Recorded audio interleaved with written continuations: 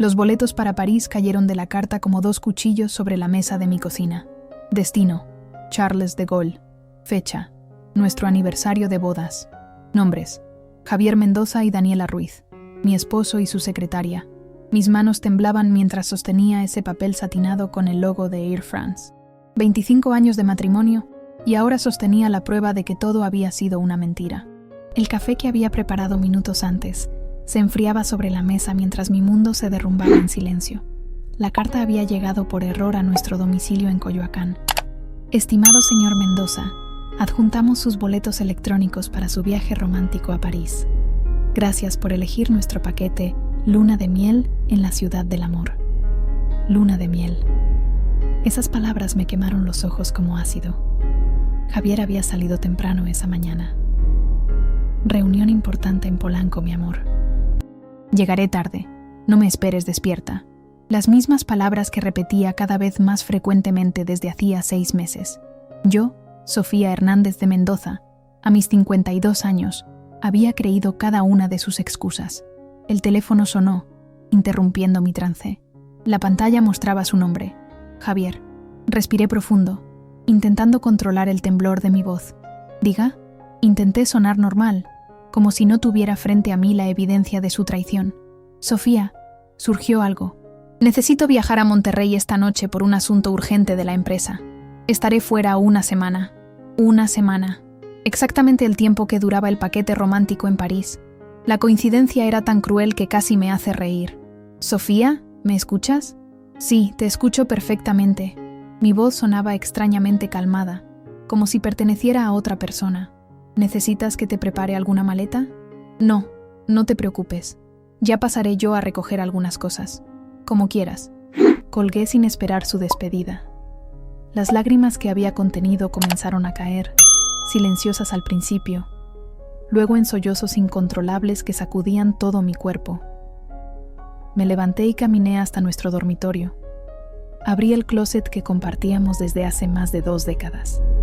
Sus trajes perfectamente alineados, sus corbatas organizadas por colores tal como a él le gustaba.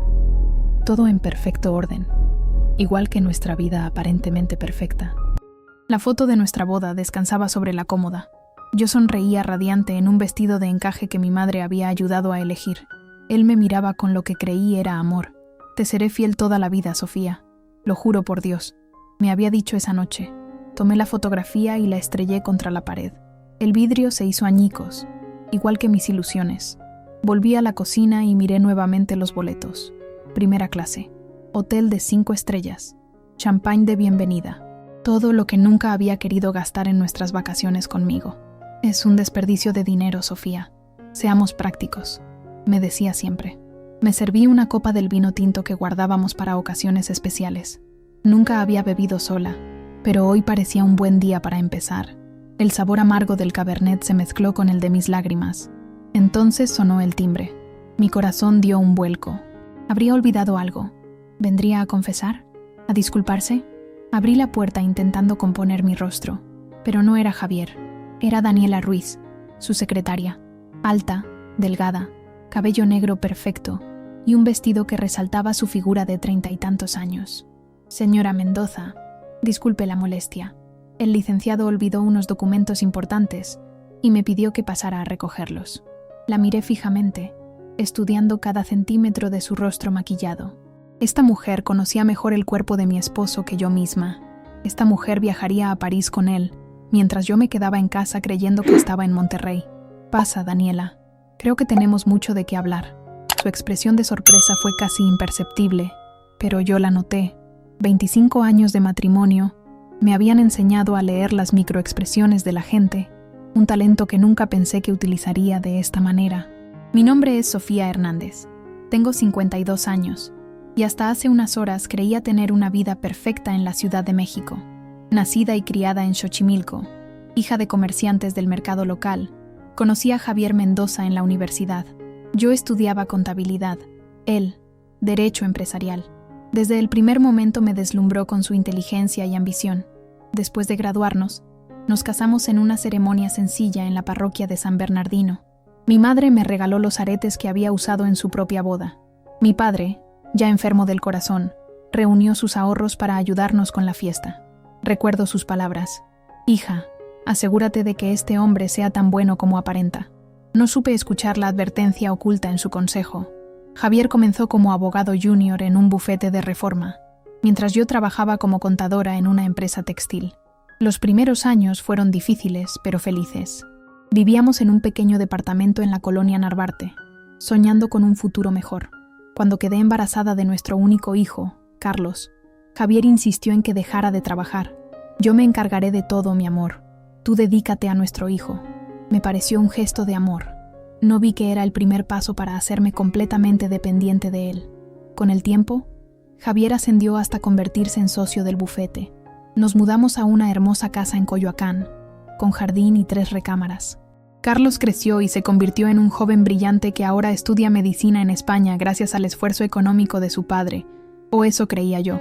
Mi vida se convirtió en una rutina predecible y cómoda. Despertaba temprano para preparar el desayuno de Javier. Café con un toque de canela, justo como le gusta.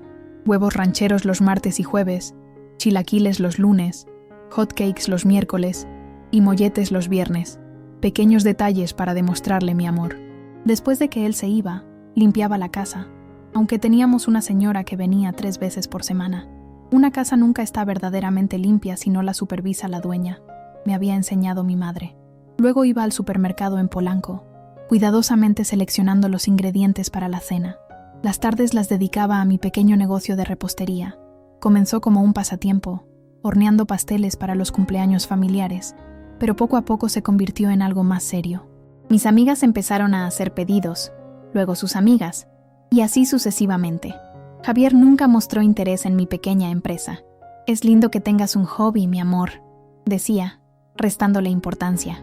Los viernes asistía al club de lectura en la biblioteca local. Los sábados, Javier y yo cenábamos en algún restaurante de moda. Los domingos, misa en la mañana y comida con su familia por la tarde. Una vida tranquila, predecible, aparentemente feliz. Sin embargo, algo había cambiado en los últimos meses. Javier llegaba cada vez más tarde. Las cenas de los sábados se cancelaban con frecuencia. Las llamadas a deshoras se volvieron habituales. «Es un caso importante, Sofía. La empresa está en juego».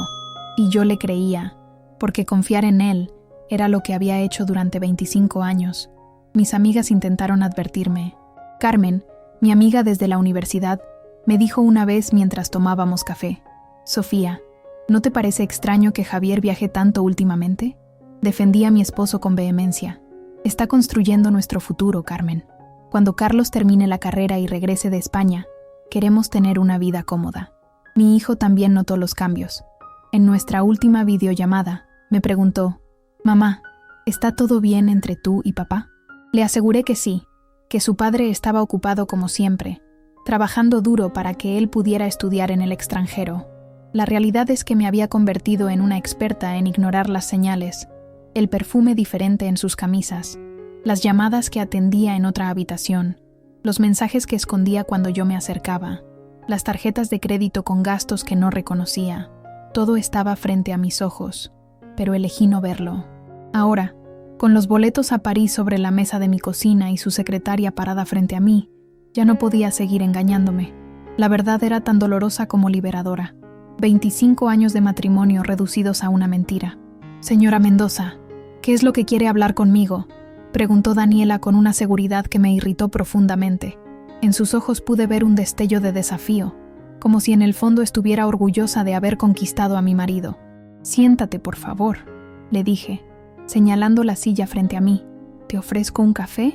¿O prefieres vino? Tenemos un Cabernet Sauvignon excelente que Javier estaba guardando para una ocasión especial». La ironía en mi voz era evidente. Ella se sentó con la espalda recta, como una estudiante frente al director. «No, gracias. Estoy bien así», respondió con voz tensa.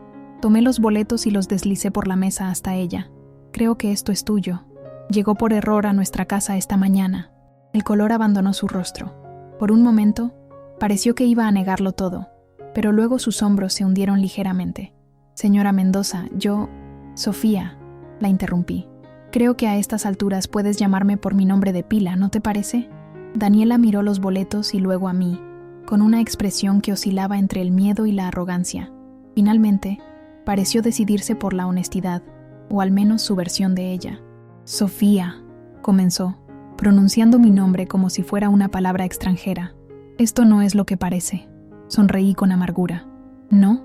Entonces ilumíname, Daniela, porque desde mi perspectiva, parece que mi esposo de 25 años planea una escapada romántica contigo a París, mientras me dice que estará en Monterrey por negocios. Pero quizás hay una explicación perfectamente razonable para esto. Ella jugueteó nerviosamente con el collar de perlas que adornaba su cuello. Un collar que me pareció familiar. Demasiado familiar. Es un viaje de negocios, insistió ella. El paquete Luna de Miel era el único disponible con tan poca anticipación. El licenciado Mendoza tiene reuniones importantes con inversionistas franceses. ¿Y dormirán en habitaciones separadas en el Hotel Plaza Athénée? Pregunté, leyendo el nombre del hotel en los documentos. Ella no respondió, lo que fue respuesta suficiente. ¿Desde cuándo, Daniela? Pregunté con una calma que no sabía que poseía. No sé a qué se refiere. No me insultes fingiendo ignorancia. ¿Desde cuándo te acuestas con mi marido? Su silencio fue como una bofetada. Luego, levantó la mirada y vi algo que no esperaba. No había vergüenza en sus ojos, sino lástima. Lástima por mí. 6 meses, admitió finalmente. Pero él ya estaba infeliz mucho antes. Dice que ustedes llevan años viviendo como compañeros de piso, no como marido y mujer. Sus palabras me golpearon con la fuerza de un puño físico. Sentí que el aire abandonaba mis pulmones.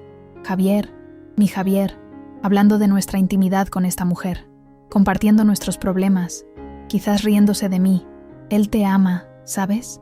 Continuó ella, retorciéndome el cuchillo en la herida. Dice que nunca había sentido algo así por nadie, ni siquiera por ti. Qué considerado de su parte, respondí, luchando contra las lágrimas que amenazaban con traicionarme. ¿Y tú le crees? ¿Crees que un hombre que traiciona a su esposa de 25 años no te traicionará a ti en 5? Una sombra de duda cruzó su rostro, pero desapareció rápidamente. Lo nuestro es diferente. Yo lo entiendo de una manera que tú nunca pudiste. Conozco sus ambiciones, sus sueños. Déjame adivinar, dije. Te ha prometido dejarlo todo por ti, divorciarse de la aburrida de su esposa y comenzar una nueva vida juntos. Ella asintió lentamente, y casi sentí pena por su ingenuidad. ¿Y Carlos?, pregunté. ¿También ha hablado contigo sobre nuestro hijo? Dice que Carlos ya es un adulto, que entenderá. Eso fue lo que finalmente rompió mi compostura. La idea de que Javier hubiera discutido a nuestro hijo con esta mujer, que hubiera planeado destruir nuestra familia mientras Carlos estudiaba al otro lado del océano, confiando en la estabilidad de su hogar. Me levanté abruptamente, derramando el vino sobre la mesa. El líquido rojo manchó los boletos, como sangre sobre papel. «Vete de mi casa», dije, con una voz que no parecía la mía, «y llévate estos boletos contigo. Dile a Javier que no se moleste en regresar por su ropa. Se la enviaré al bufete». Ella se levantó, recogió los boletos manchados y caminó hacia la puerta. Antes de salir, se giró. «Lo siento, Sofía, pero el amor no se puede controlar. Nosotros no planeamos esto. El amor no traiciona, Daniela. No confundas la lujuria con el amor». Después de que se fue, me derrumbé en el suelo de la cocina. El teléfono sonó varias veces, pero no contesté. Sabía quién era. Sabía lo que vendría ahora. Excusas, mentiras, quizás incluso una confesión ensayada para mitigar su culpa. Pasé horas así, sentada en el frío suelo de cerámica, abrazando mis rodillas como una niña asustada.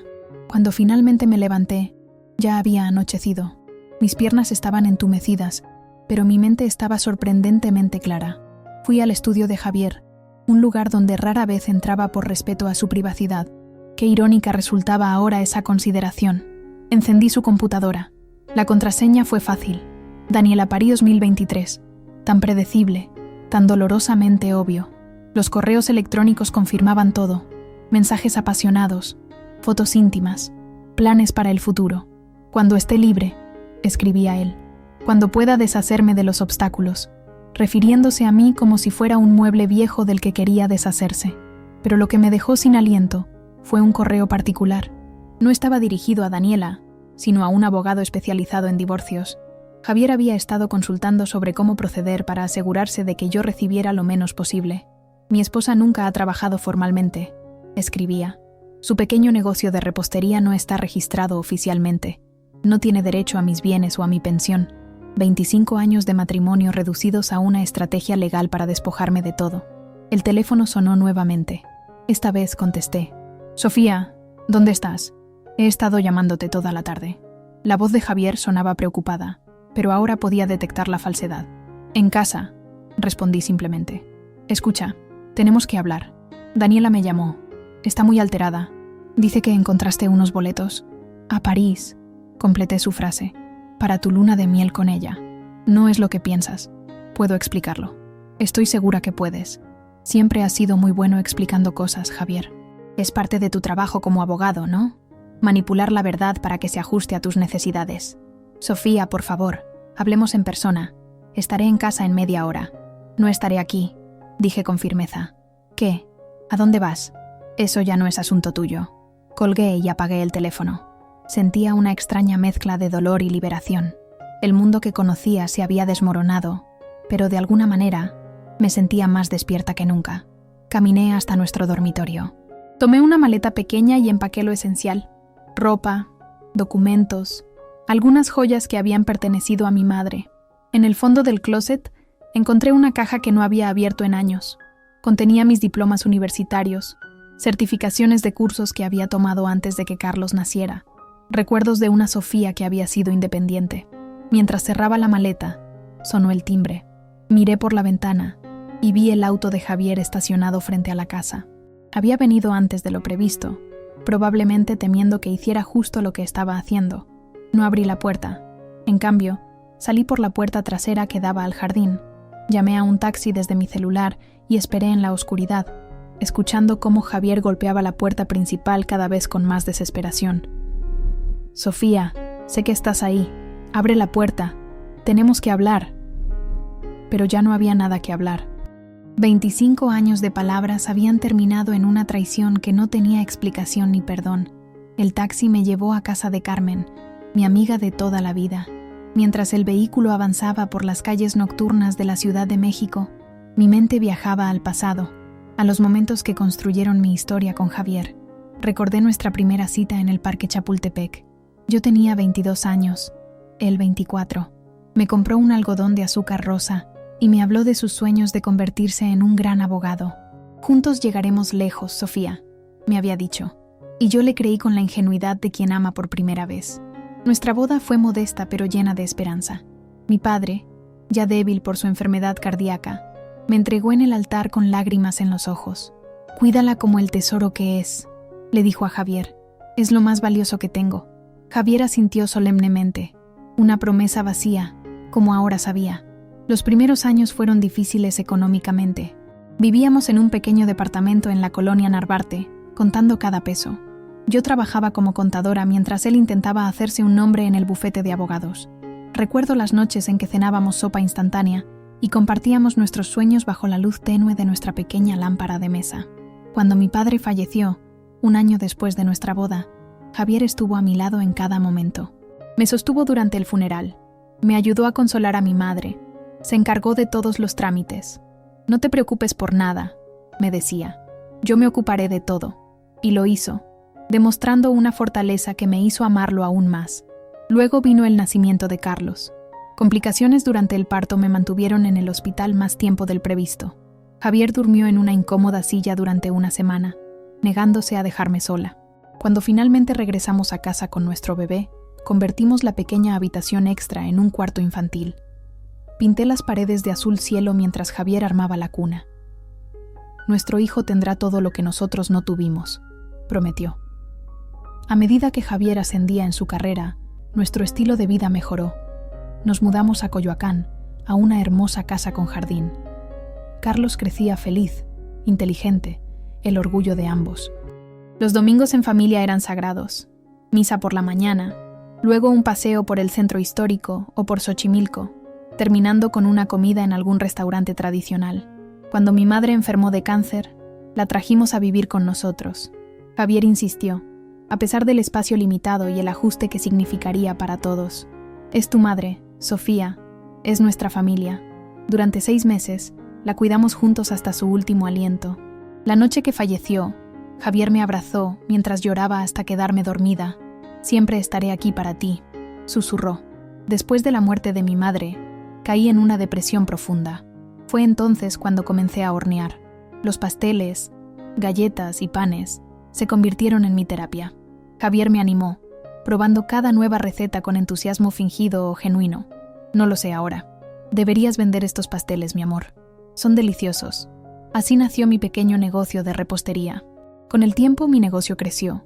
Comencé a recibir pedidos para eventos, cumpleaños, incluso algunas bodas pequeñas. Javier nunca mostró verdadero interés en los detalles, pero parecía orgulloso cuando mencionaba el hobby de mi esposa a sus colegas.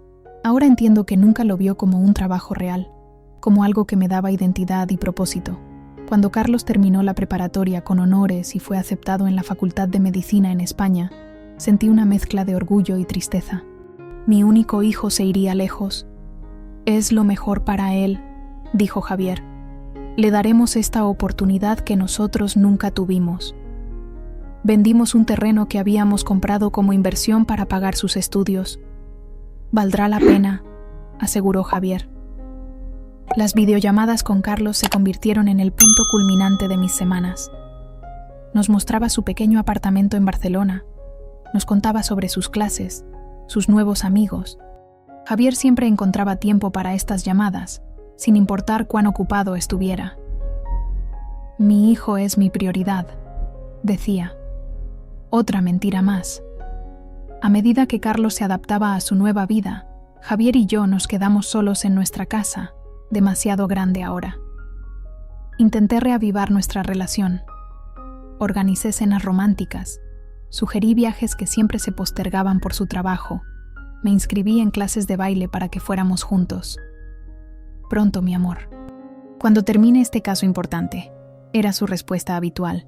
El año pasado, para nuestro aniversario número 24, ahorré durante meses para regalarle un reloj que había mencionado querer. Era caro, más de lo que mi negocio de repostería generaba en un mes, pero quería demostrarle mi amor, mi compromiso. Su regalo para mí fue una tarjeta y flores. Lo siento, mi amor. Estuve tan ocupado que no tuve tiempo de comprar algo especial. Ahora me pregunto si ese tiempo lo pasó con Daniela. El taxi se detuvo frente a la casa de Carmen en la colonia Roma. Pagué y bajé con mi pequeña maleta. Los recuerdos aún frescos en mi mente. 25 años de sacrificios, de amor incondicional, de apoyo constante. 25 años entregados a un hombre que planeaba deshacerse de mí como quien tira un mueble viejo. Carmen abrió la puerta antes de que tocara el timbre. Su expresión de sorpresa se transformó rápidamente en preocupación al ver mi rostro. Sofía, ¿qué pasó? No pude responder. Las lágrimas que había contenido durante horas finalmente encontraron su salida. Me derrumbé en sus brazos, sollozando como una niña perdida. Javier, París, su secretaria, fue todo lo que pude articular entre sollozos. Carmen me guió hasta su sala, me sentó en el sofá y me trajo un vaso de agua. No preguntó más, simplemente me abrazó hasta que el llanto cesó. Siempre había sido así, entendiendo sin necesidad de palabras. Cuando finalmente pude hablar, le conté todo. Los boletos, la confrontación con Daniela, los correos electrónicos, el abogado de divorcios. Con cada palabra, sentía que un peso se levantaba de mis hombros, pero el dolor seguía allí, punzante, implacable. Siempre lo supe, dijo Carmen finalmente. Siempre hubo algo en él que no me terminaba de convencer. Demasiado perfecto, demasiado calculador. ¿Por qué no me lo dijiste antes?, pregunté, aunque sabía la respuesta. Lo intenté, Sofía, muchas veces, pero tú no querías ver, y no te culpo. El amor nos vuelve ciegos. Mi teléfono, que había vuelto a encender, no dejaba de sonar. Javier, una y otra vez. Finalmente lo apagué. ¿Qué voy a hacer ahora, Carmen?, pregunté, sintiendo por primera vez el verdadero peso de mi situación. A mis 52 años, sin un trabajo formal, sin ahorros propios, con un negocio no registrado oficialmente, Carmen tomó mis manos entre las suyas. Lo primero es descansar. Mañana pensaremos con claridad. Puedes quedarte aquí el tiempo que necesites. Esa noche, acostada en la habitación de invitados de Carmen, mirando el techo desconocido, recordé una conversación con mi madre poco antes de su muerte. Sofía, nunca permitas que un hombre defina quién eres, me había dicho, sosteniendo mi mano con sus dedos ya débiles. Tú eres fuerte, más de lo que crees, pase lo que pase. Recuerda eso. En ese momento, no entendí completamente sus palabras. Ahora, a la luz de la traición de Javier, adquirían un nuevo significado. Cerré los ojos, agotada por las emociones del día. Mañana sería otro día, el primer día de mi nueva vida sin Javier, una vida que nunca había imaginado, pero que ahora tendría que construir desde cero. La mañana siguiente desperté con la sensación de que todo había sido una pesadilla. Por un instante, en ese limbo entre el sueño y la vigilia, creí que estaba en mi cama de Coyoacán, que Javier dormía a mi lado, que todo seguía igual.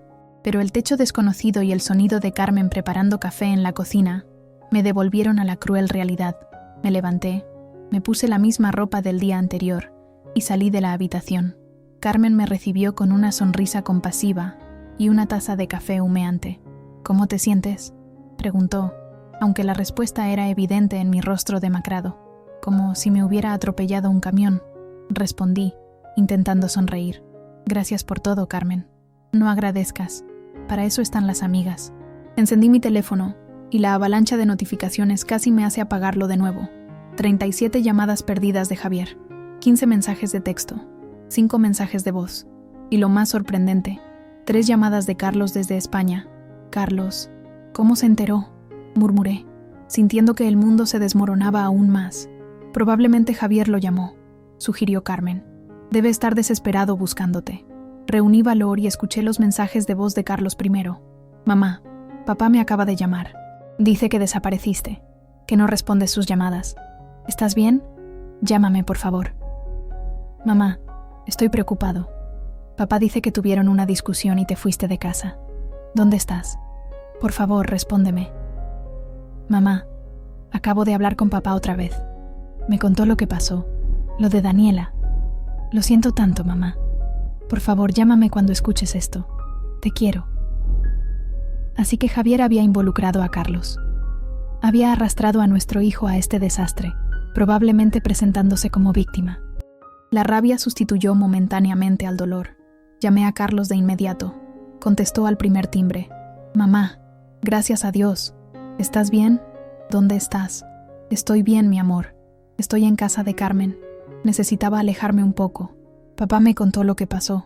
Dice que todo es un malentendido, que esos boletos eran parte de un paquete de negocios, que Daniela solo iría como su asistente. Así que Javier seguía mintiendo, incluso a nuestro hijo». Sentí una nueva punzada de dolor, más profunda que la anterior. «Carlos, escúchame. Tu padre te está mintiendo. Encontré correos, planes para el divorcio, consultas con abogados. Esto no es un malentendido. Es una traición que lleva meses planeándose». Hubo un largo silencio al otro lado de la línea. Casi podía ver a mi hijo procesando la información, luchando entre la lealtad a su padre y el amor por mí. «Te creo, mamá», dijo finalmente. «Papá ha estado actuando extraño últimamente». Cuando le pregunté por qué Daniela iba con él a París, se puso a la defensiva. «Quiero que sepas que esto no tiene nada que ver contigo, mi amor. Tu padre y yo te amamos más que a nada en el mundo». «Lo sé, mamá. ¿Qué vas a hacer ahora?» «Aún no lo sé. Necesito pensar, reorganizar mi vida. ¿Quieres que vuelva? Puedo tomar un vuelo mañana mismo». «No, mi amor. Tus estudios son lo primero. Estaré bien, te lo prometo». Después de hablar con Carlos, sentí una renovada determinación. Necesitaba ir a casa, recoger más pertenencias, documentos importantes. No podía esconderme para siempre en casa de Carmen. «Voy a volver a casa», le dije a Carmen. «Necesito enfrentarlo, recoger mis cosas. ¿Estás segura? Puedo ir contigo si quieres». «Esto es algo que tengo que hacer sola». Tomé un taxi de regreso a Coyoacán. Con cada kilómetro que avanzábamos, mi ansiedad crecía. ¿Estaría Javier en casa? ¿Qué le diría? ¿Cómo manejaría la situación? Cuando el taxi se detuvo frente a mi casa, noté algo extraño. Había varios autos estacionados frente a ella. Reconocí el de Javier, el de su hermano Roberto, y algunos más que no identifiqué de inmediato. Con un nudo en el estómago, pagué al taxista y caminé hacia la puerta principal. Antes de que pudiera insertar la llave, la puerta se abrió. Era Javier, con aspecto desaliñado, como si no hubiera dormido en toda la noche. «Sofía, gracias a Dios», dijo, intentando abrazarme. Me aparté instintivamente. «Solo vine por algunas cosas», dije con frialdad. «Por favor, entra». Tenemos que hablar. Entré a mi propia casa como si fuera una extraña. Lo que vi en la sala me dejó sin aliento. Allí estaban Roberto y su esposa Luisa, los padres de Javier, 2 de sus socios del bufete, y Daniela. Todos me miraban con una mezcla de lástima, curiosidad y, en el caso de Daniela, algo que parecía casi triunfo. «¿Qué es esto?», pregunté, sintiendo que las piernas me fallaban. «Una intervención familiar», respondió Javier, cerrando la puerta tras de mí. «Todos estamos preocupados por ti, Sofía, por tu reacción exagerada, por tu desaparición». «¿Mi reacción exagerada?», repetí, incrédula. «Encontré los boletos para tu luna de miel con tu amante. ¿Y dices que mi reacción es exagerada?». «Sofía, por favor», intervino su madre, doña Guadalupe, una mujer conservadora que siempre había defendido a su hijo por encima de todo. Javier nos explicó todo. Fue un malentendido. Esos boletos eran parte de un paquete de negocios. No podía creer lo que estaba escuchando. Toda la familia reunida, incluida la amante de mi esposo, para hacerme creer que yo era la irracional. «¿Un malentendido?», dije, mirando directamente a Daniela. «Entonces supongo que los correos que encontré en tu computadora también son un malentendido, Javier. Y las consultas con abogados de divorcio. Y los planes para despojarme de todo después de 25 años de matrimonio». Un silencio incómodo llenó la sala. Javier palideció visiblemente. Claramente no esperaba que yo hubiera descubierto tanto. «Sofía, estás confundiendo las cosas», dijo finalmente. «Esos correos no son lo que parecen». «¿Y qué son, Javier? Ilumíname».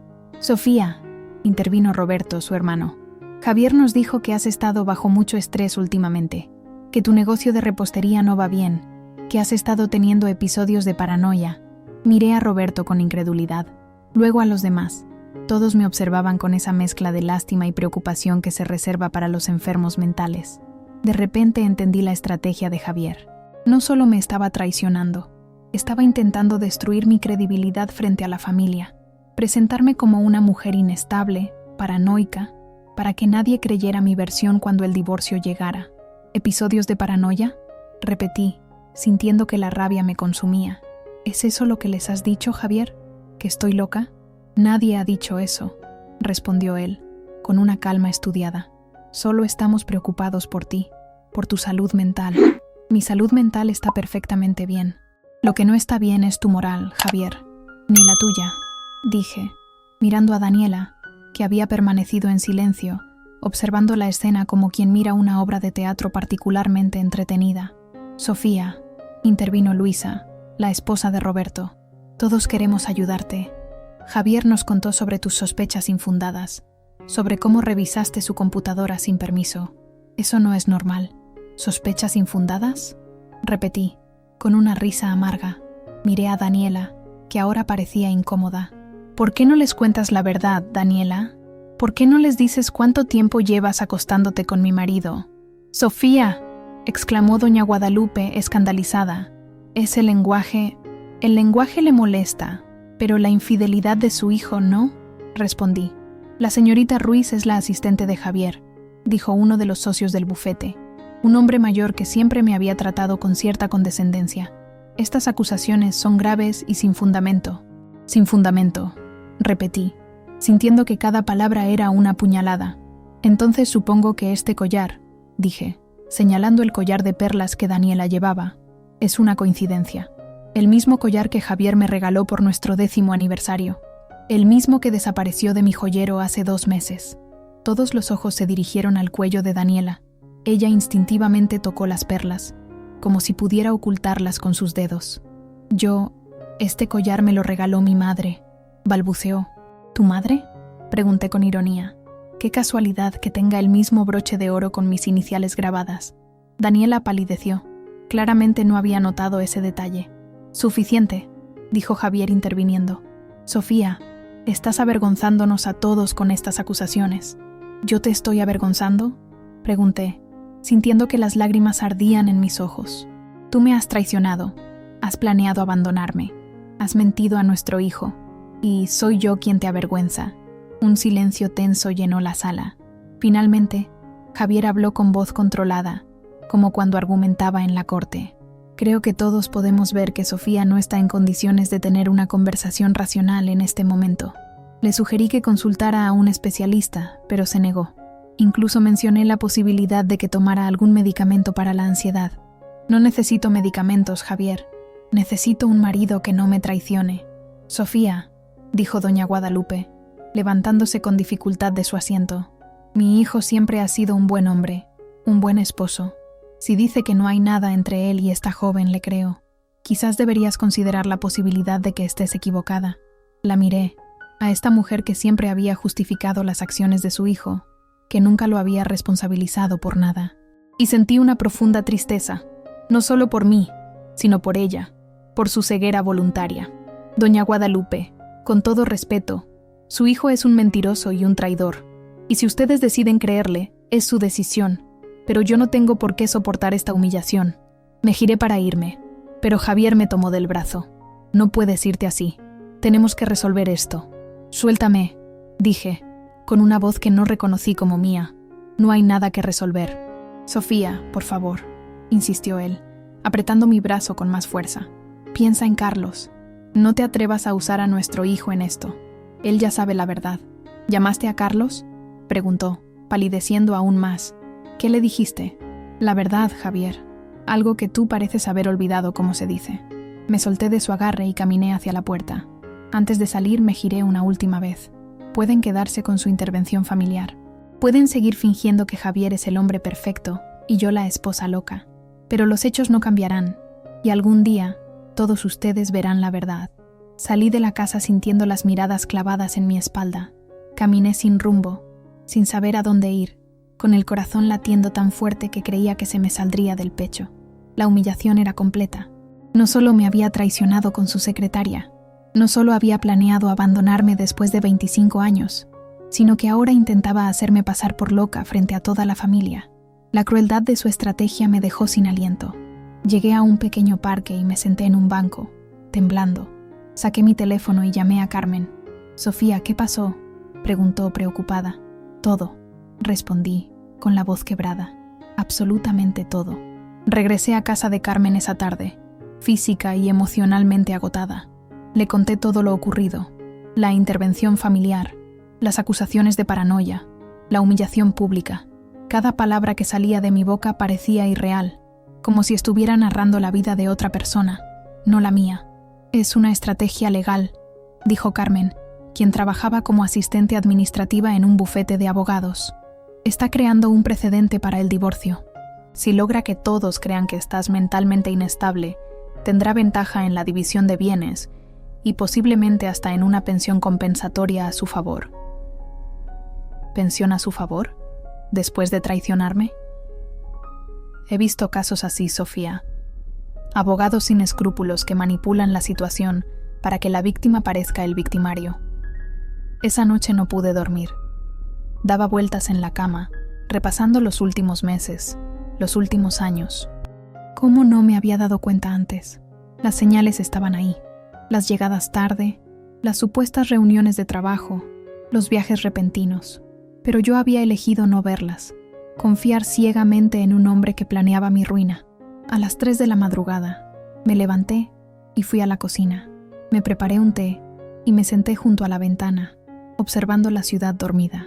La luna iluminaba tenuemente las calles desiertas, y en esa luz plateada, algo dentro de mí comenzó a cambiar.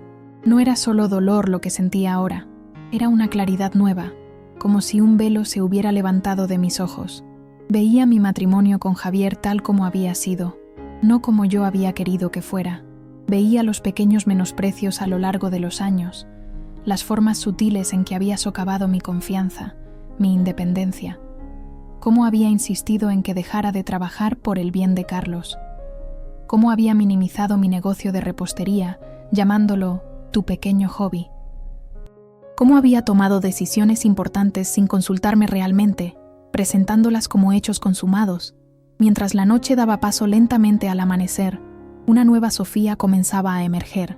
Una Sofía que ya no se definiría por su relación con Javier. Una Sofía que recordaba quién era antes de convertirse en la esposa de y la madre de. Una mujer con sueños propios, con fuerza propia. Carmen me encontró así, sentada junto a la ventana con la taza de té frío entre las manos, cuando se levantó para ir a trabajar. ¿No dormiste nada?, preguntó preocupada. Estaba pensando, respondí, con una calma que me sorprendió a mí misma. ¿Y qué has pensado? Que no voy a dejarle ganar. Carmen se sentó frente a mí, estudiando mi rostro con curiosidad. ¿A qué te refieres exactamente? Javier cree que puede manipular esta situación, hacerme quedar como la esposa loca y desesperada. Cree que puede quitarme todo, mi dignidad, mi casa, mi seguridad económica, pero no lo permitiré. Me alegra oírte hablar así, dijo Carmen, tomando mis manos. ¿Qué piensas hacer? Primero necesito un abogado, uno bueno, que no tenga conexiones con Javier o su bufete. Conozco a alguien, dijo Carmen, una abogada especializada en derecho familiar. Es feroz en la corte, especialmente en casos de infidelidad. Perfecto. También necesito poner en regla mi negocio de repostería, registrarlo oficialmente, pagar impuestos, convertirlo en una fuente de ingresos legítima que nadie pueda cuestionar. Te puedo ayudar con eso también. Y necesito un lugar propio. No puedo seguir imponiéndome en tu casa. Sofía, sabes que puedes quedarte el tiempo que necesites. Lo sé, y te lo agradezco infinitamente. Pero necesito recuperar mi independencia. Quizás un pequeño departamento por ahora. Algo que pueda pagar con los ingresos de la repostería. Carmen me miró con una mezcla de sorpresa y admiración. Te ves diferente, más fuerte. Me siento diferente, admití, como si hubiera estado dormida durante años y finalmente despertara. Ese día marqué el comienzo de mi transformación.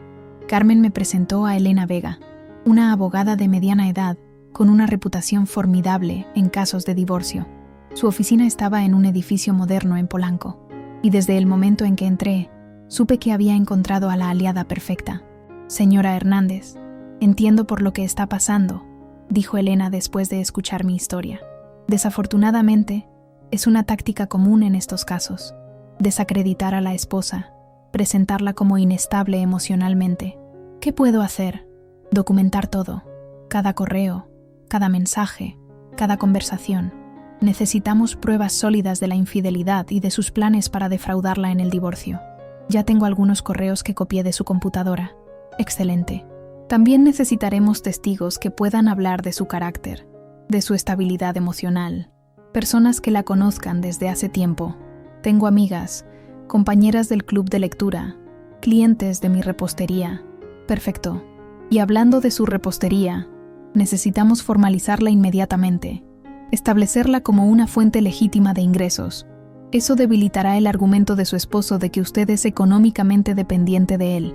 Salí de la oficina de Elena con una lista de tareas y, por primera vez en días, con esperanza. No sería fácil, me advirtió. Javier era un abogado respetado, tenía contactos, conocía el sistema, pero yo tenía algo que él no tenía, la verdad de mi lado. Esa tarde, Carmen me acompañó a ver algunos departamentos pequeños en la colonia Condesa. Eran más modestos que mi casa en Coyoacán, pero tenían encanto y carácter. Finalmente me decidí por uno, un segundo piso con una cocina amplia que podría adaptar para mi negocio de repostería. Es perfecto, dije, mirando por la ventana hacia la calle arbolada. Puedo empezar de nuevo aquí. ¿Estás segura de que puedes permitírtelo? Por ahora sí. Tengo algunos ahorros que Javier no conoce. Mi madre me dejó un pequeño fondo que nunca mencioné, precisamente porque siempre temí que algo así podría pasar. Tu madre era una mujer sabia, dijo Carmen, más de lo que nunca supe apreciar. Esa noche, llamé a Carlos para ponerlo al día. Le conté sobre el departamento, sobre la abogada, sobre mis planes para el negocio. Evité mencionar la intervención familiar y las acusaciones de Javier. No quería poner a mi hijo en una posición más difícil de la que ya estaba. Estoy orgulloso de ti, mamá, dijo Carlos, con la voz cargada de emoción. Papá me llamó hoy, tratando de convencerme de su versión, pero yo sé quién eres. Sé que no estás confundida ni paranoica, como él dice. Gracias por creerme, mi amor. Significa mucho para mí. Mamá, he estado pensando. Quizás debería volver a México, interrumpir mis estudios por un tiempo, estar contigo. Absolutamente no, respondí con firmeza. Tu educación es lo más importante. Ya perdí a mi esposo. No perderé el futuro de mi hijo también. Pero me preocupas. Estoy bien, Carlos. Mejor que bien, de hecho. Por primera vez en mucho tiempo, me siento despierta. como si finalmente pudiera ver el mundo con claridad. Después de hablar con Carlos, me senté a la mesa de Carmen y comencé a hacer lo que mejor sabía hacer: planear. Siempre había sido organizada, meticulosa en los detalles. Era lo que me había convertido en una buena contadora, una buena repostera. Ahora, esas mismas habilidades me servirían para reconstruir mi vida. Hice una lista detallada de todo lo que necesitaba: documentos legales para el divorcio, permisos para formalizar mi negocio, equipamiento para la nueva cocina, promoción para ampliar mi clientela. Cada ítem que anotaba me hacía sentir más en control, más fuerte. Mientras Carmen dormía, yo seguí trabajando hasta bien entrada la noche. No era solo un plan lo que estaba creando, era una nueva Sofía. Una Sofía que ya no dependería de nadie para definir su valor. Una Sofía que enfrentaría a Javier, no desde el dolor o la venganza, sino desde la dignidad y la autoafirmación. Cuando finalmente me fui a dormir, lo hice con una sensación de paz que no había experimentado en mucho tiempo. El camino sería difícil, lo sabía. Javier no cedería fácilmente, pero ahora yo tampoco. La mujer dócil y confiada que él había manipulado durante años había desaparecido. En su lugar estaba una nueva versión de mí misma, más fuerte, más clara, más decidida. Y por primera vez desde que encontré esos boletos para París, dormí profundamente, sin pesadillas, sin lágrimas. El despertar había comenzado. Una semana después de encontrar los boletos para París, me mudé al pequeño departamento en La Condesa. Carmen me ayudó a trasladar mis pertenencias personales que habíamos recogido de la casa de Coyoacán durante una tarde en que sabíamos que Javier estaría en el bufete. No tomé mucho: ropa, algunos libros, fotografías de Carlos y mis padres, y por supuesto mi equipo de repostería.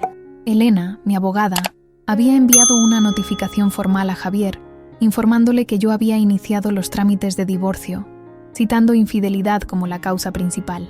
Según me contó, Javier se mostró sorprendido cuando recibió los documentos. Probablemente esperaba que yo regresara suplicando perdón por mis acusaciones infundadas, o que me derrumbara completamente, facilitándole su estrategia de presentarme como mentalmente inestable. Ha contratado a Ramírez del Valle, me informó Elena durante una de nuestras reuniones. Es un tiburón en casos de divorcio, conocido por sus tácticas agresivas.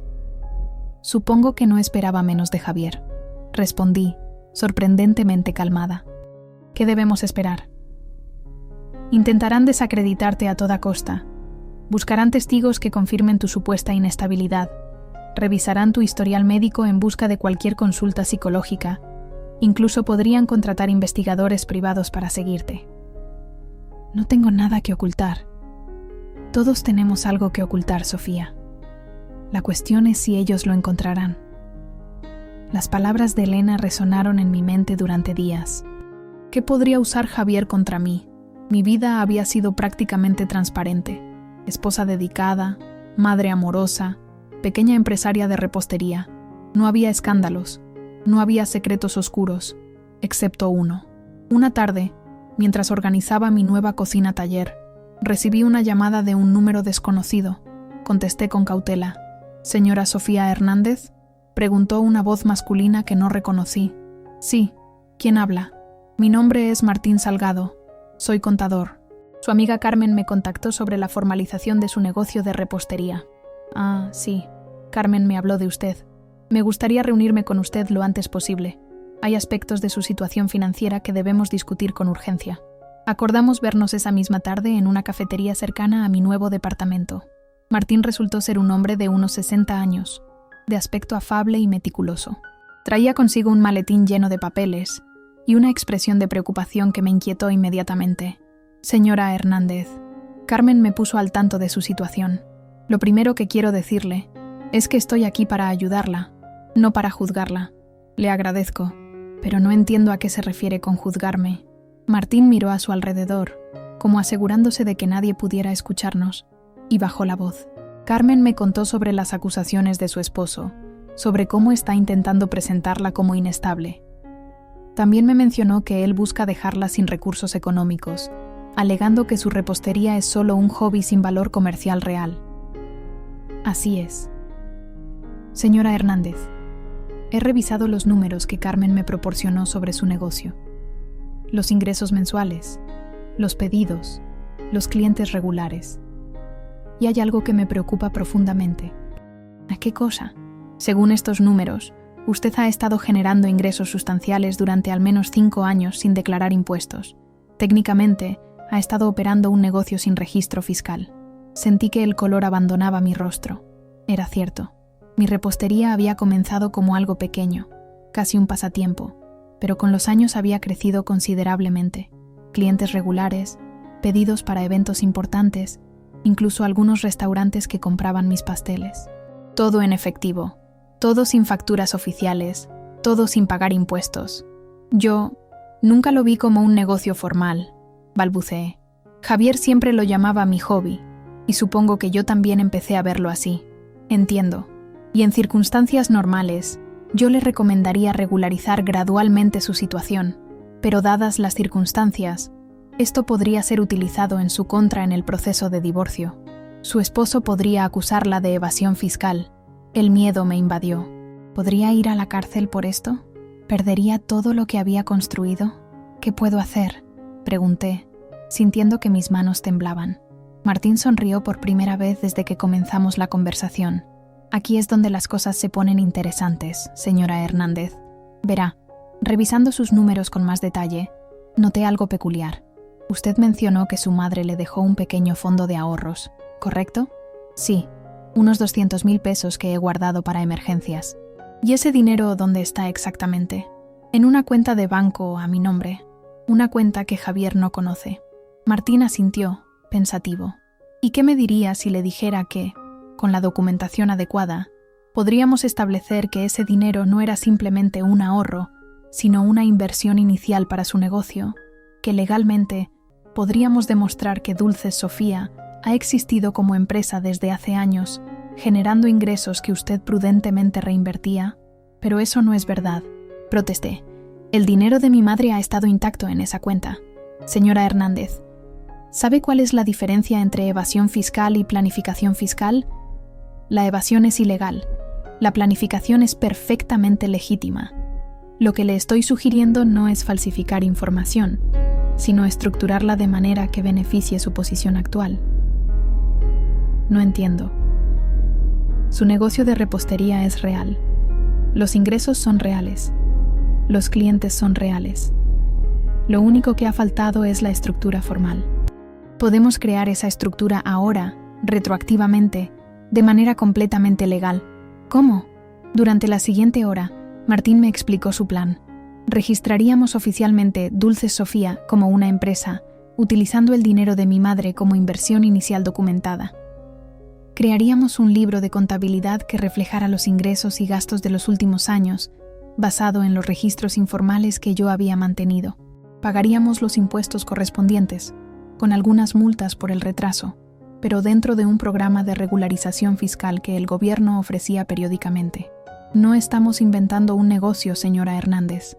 Estamos formalizando uno que ya existe y ha existido por años. La única diferencia es que ahora tendrá el respaldo legal y fiscal que necesita para enfrentar a su esposo en el tribunal. Al final de la reunión, me sentía a la vez asustada y esperanzada. Lo que Martín proponía era audaz, pero no deshonesto. Mi negocio de repostería era real, mis clientes eran reales, mis ingresos eran reales. Simplemente nunca los había declarado oficialmente, en parte por ignorancia, en parte porque Javier siempre había manejado los asuntos financieros de la casa y nunca mostró interés en formalizar mi hobby. Hay algo más que debería saber, dijo Martín mientras recogía sus documentos. Carmen mencionó que su esposo ha consultado con abogados de divorcio desde hace meses, posiblemente planeando cómo minimizar lo que usted recibiría. Así es. Encontré correos en su computadora. Bueno, eso nos da una ventaja. Podríamos argumentar que su decisión de formalizar el negocio ahora no es una respuesta al proceso de divorcio, sino que se dio independientemente, como parte del crecimiento natural de su empresa. El hecho de que él ya estuviera planeando el divorcio antes de que usted tomara esta decisión juega a nuestro favor. Esa noche, mientras preparaba un pedido de pasteles para una clienta habitual, pensé en la ironía de la situación. Javier siempre había menospreciado mi repostería, tratándola como un pasatiempo insignificante de ama de casa. Nunca vio el potencial, Nunca valoró mi talento. Y ahora, ese mismo hobby podría convertirse en mi salvación económica y legal. Al día siguiente, me reuní con Elena para ponerla al tanto del plan de Martín. Esperaba cierta resistencia de su parte, quizás incluso desaprobación, pero su reacción me sorprendió. «Es brillante», dijo, sonriendo ampliamente. «No estamos inventando nada, solo estamos formalizando lo que ya existe, y esto socava completamente el argumento de Javier de que eres económicamente dependiente de él. ¿No es deshonesto de alguna manera?» «Sofía», dijo Elena con seriedad, «lo deshonesto es que tu esposo de 25 años te engañe con su secretaria, planee abandonarte y además intente dejarte sin recursos.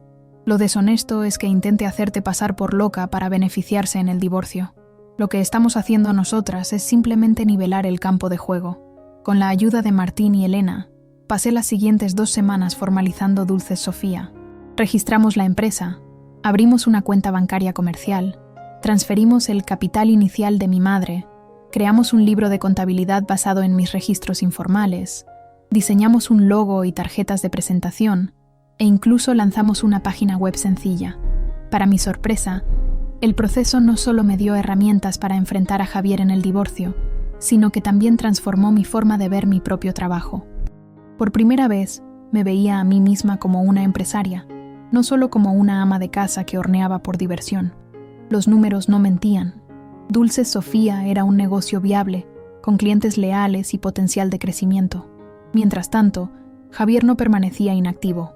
Según Elena, su abogado había solicitado mi historial médico completo y estaba entrevistando a todos nuestros conocidos comunes, buscando a alguien que pudiera testificar sobre mi supuesta inestabilidad emocional. También había presentado una demanda para congelar nuestras cuentas conjuntas, alegando que yo podría dilapidar los recursos familiares. «Es una táctica de intimidación», me aseguró Elena. «Quiere asustarte para que aceptes un acuerdo desfavorable». Pero no me sentía asustada. Me sentía enfocada, determinada. Cada mañana me levantaba al amanecer, horneaba para los pedidos del día, actualizaba mis nuevos registros contables y me reunía con Elena o Martín para seguir adelante con el proceso. Por las noches, hablaba con Carlos, mantenía contacto con mis clientes a través de la nueva página web y planificaba el crecimiento de Dulces Sofía. Una tarde, mientras revisaba algunos documentos con Elena, recibí una llamada de un número desconocido. «Señora Hernández, soy Patricia Molina, asistente del licenciado Ramírez del Valle, abogado del licenciado Mendoza». «Sí, el licenciado Ramírez quisiera concertar una reunión con usted y su representante legal, para discutir los términos de un posible acuerdo extrajudicial». Miré a Elena, sorprendida. Ella me hizo una seña para que aceptara. «Por supuesto», respondí, «pero tendrá que ser a través de mi abogada, la licenciada Elena Vega». «Entendido. Me pondré en contacto con ella para coordinar los detalles». Después de colgar, Elena sonrió triunfalmente. «Están nerviosos», dijo. «Algo los ha asustado. Probablemente Martín ha hecho un buen trabajo con la formalización de tu negocio y han detectado la actividad. ¿Eso es bueno o malo?» «Es excelente. Significa que estamos en posición de negociar, no de suplicar». La reunión se programó para 2 días después, en un salón neutral en un hotel de Reforma. Mientras me preparaba esa mañana, mirándome en el espejo de mi nuevo y modesto departamento, apenas reconocí a la mujer que me devolvía la mirada. Ya no era la Sofía asustada y traicionada de hace unas semanas. Esta Sofía tenía una nueva confianza en sus ojos, una determinación en la línea de su mandíbula. Me puse un traje sastre azul marino, uno que había comprado específicamente para la ocasión. Antes siempre había preferido vestidos florales y colores suaves, el tipo de ropa que Javier aprobaba para la esposa de un abogado respetable. El azul marino era un statement, un mensaje. Ya no me vestía para complacer a nadie más que a mí misma. Elena me esperaba en el lobby del hotel. «¿Lista para enfrentar al enemigo?», preguntó con una sonrisa alentadora. «Más que lista», respondí, sorprendiéndome a mí misma con la firmeza de mi voz. Cuando entramos al salón de conferencias, Javier y su abogado ya estaban allí. Javier se veía demacrado, con ojeras pronunciadas y una palidez que nunca antes había notado en él. Por un breve instante, sentí una punzada de preocupación, un eco de la Sofía que había amado a este hombre durante 25 años. Pero la sensación pasó rápidamente, reemplazada por una fría determinación. Sofía, dijo Javier, levantándose. Su voz tenía un tono suplicante que me resultó extraño. ¿Te ves? Bien, gracias, respondí secamente, tomando asiento junto a Elena. El abogado de Javier, Ramírez del Valle, era exactamente como lo había imaginado. Un hombre de mediana edad, impecablemente vestido, con una expresión calculadora y fría. Señora Hernández, licenciada Vega, saludó con una inclinación de cabeza. Agradecemos que hayan aceptado esta reunión. Mi cliente está interesado en resolver este desafortunado asunto de la manera más amistosa posible. Mi cliente también preferiría evitar un proceso largo y doloroso, respondió Elena. Siempre que los términos sean justos, por supuesto. Por supuesto, repitió Ramírez. Permítanme presentar nuestra propuesta inicial. Lo que siguió fue una oferta que, semanas atrás, probablemente habría aceptado por desesperación. La casa de Coyoacán se vendería y yo recibiría el 30% de las ganancias. Recibiría una pensión mensual modesta durante 2 años, tiempo durante el cual se suponía que debía encontrar empleo. Los ahorros y la pensión de Javier quedarían intactos como bienes personales no divisibles. Mientras Ramírez hablaba, noté que Javier evitaba mi mirada. Sabía que la oferta era insultante. Sabía que estaba intentando aprovecharse de mí, como siempre lo había hecho. Cuando Ramírez terminó, Elena sonrió amablemente. Agradecemos su oferta, pero me temo que tendremos que rechazarla. Mi cliente ha sido la esposa del licenciado Mendoza durante 25 años. Ha sacrificado su carrera profesional para apoyarlo y criar a su hijo. Merece más que eso. Con todo respeto, licenciada, intervino Ramírez. La señora Hernández no ha tenido un empleo formal en más de 2 décadas. Su contribución económica al matrimonio ha sido mínima. Ahí es donde se equivoca, respondió Elena abriendo su maletín. Permítame presentarles algunos documentos. Uno por uno, Elena desplegó los documentos que Martín y yo habíamos preparado. El registro oficial de Dulces Sofía como empresa, los libros contables que demostraban ingresos consistentes durante años, las declaraciones retroactivas de impuestos, testimonios de clientes sobre la calidad y profesionalismo de mis servicios. Como pueden ver, mi cliente ha operado un negocio exitoso durante años. Un negocio que, debo señalar, el licenciado Mendoza conocía perfectamente bien, pero eligió menospreciar públicamente, refiriéndose a él como un hobby sin importancia. Javier palideció visiblemente. Miró los documentos, luego a mí, con una mezcla de sorpresa y algo que parecía casi... ¿respeto? Esto es inesperado, balbuceó Ramírez, visiblemente descolocado. Hay más, continuó Elena, implacable. También tenemos pruebas de que el licenciado Mendoza ha estado consultando con abogados de divorcio desde hace al menos 6 meses, mientras mantenía una relación extramarital con su secretaria. Tenemos los correos electrónicos, tenemos testimonios, tenemos incluso pruebas de regalos costosos comprados para la señorita Ruiz con dinero matrimonial. Javier se inclinó hacia su abogado, susurrando algo urgentemente. Ramírez frunció el ceño, visiblemente irritado. En vista de estos nuevos elementos, dijo Ramírez tras una breve conferencia con Javier, quizás deberíamos reconsiderar nuestra posición. ¿Podemos tomarnos unos minutos? Por supuesto, respondió Elena, recostándose en su silla con una sonrisa satisfecha. Javier y Ramírez salieron del salón, dejándonos a Elena y a mí solas. Lo has hecho muy bien, Sofía, susurró Elena. ¿Viste su cara cuando mostré los documentos de tu empresa? No tenían idea. ¿Crees que aceptarán un acuerdo justo ahora? Estoy segura. Han perdido su principal argumento contra ti. Ya no pueden retratarte como una esposa dependiente sin recursos propios. Y con las pruebas de infidelidad y planificación premeditada del divorcio, un juez probablemente fallaría a tu favor si llegara a juicio. Cuando Javier y Ramírez regresaron, la dinámica había cambiado completamente. Ya no eran ellos quienes dictaban los términos, éramos nosotras. Hemos reconsiderado nuestra posición, anunció Ramírez, con notoria menos confianza que antes. Estamos dispuestos a ofrecer una división igualitaria de todos los bienes matrimoniales, incluyendo la casa y los ahorros. También estamos dispuestos a considerar una pensión compensatoria más sustancial en reconocimiento a los años de matrimonio. Elena me miró, esperando mi reacción. Sentí una calma sorprendente, una claridad que no había experimentado en mucho tiempo.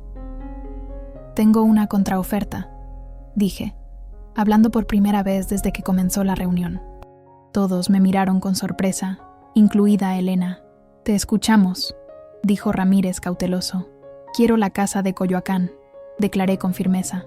Es donde he invertido 25 años de mi vida, donde he creado recuerdos con mi hijo. Javier puede quedarse con el departamento que compró el año pasado en Polanco, el que intentó mantener en secreto pero que descubrí en sus correos. Sospecho que ya está amueblado para su nueva vida con Daniela. Javier se removió incómodo en su asiento. Claramente no esperaba que yo supiera sobre ese departamento. También quiero el 50% de todos nuestros ahorros e inversiones conjuntas, como corresponde legalmente. No pido nada de su pensión futura ni de sus bienes personales. En cuanto a la pensión compensatoria, no la necesito. Dulce Sofía me proporciona ingresos suficientes y prefiero no depender económicamente de un hombre que me ha traicionado. Ramírez miró a Javier, esperando instrucciones. Javier parecía aturdido, como si no pudiera creer que esta mujer decidida y clara fuera la misma esposa que creía poder manipular tan fácilmente. Una última cosa, añadí. Quiero que Javier le diga la verdad a Carlos, toda la verdad, sobre la infidelidad, sobre sus planes, sobre todo. Nuestro hijo merece conocer la realidad, no la versión edulcorada que Javier ha estado contándole. Elena me miró con orgullo mal disimulado. Ramírez consultó brevemente con Javier, quien finalmente asintió en silencio. Aceptamos sus términos, señora Hernández, dijo Ramírez, con un tono que sugería cierto respeto reluctante. Prepararemos los documentos necesarios. Mientras recogíamos nuestras cosas para marcharnos, Javier se acercó a mí, alejándose lo suficiente para que los abogados no pudieran escucharnos. Sofía, yo no sé qué decir. No esperaba esto de ti. Hay muchas cosas de mí que nunca te molestaste en ver, Javier. Ese fue siempre tu error. ¿Podemos hablar en privado algún día? Hay cosas que me gustaría explicarte. Lo miré, estudiando el rostro que había amado durante tantos años. Ya no sentía dolor al verlo, ni rabia, ni siquiera decepción, solo una especie de lástima distante. No hay nada que explicar, Javier. Tus acciones han hablado con suficiente claridad.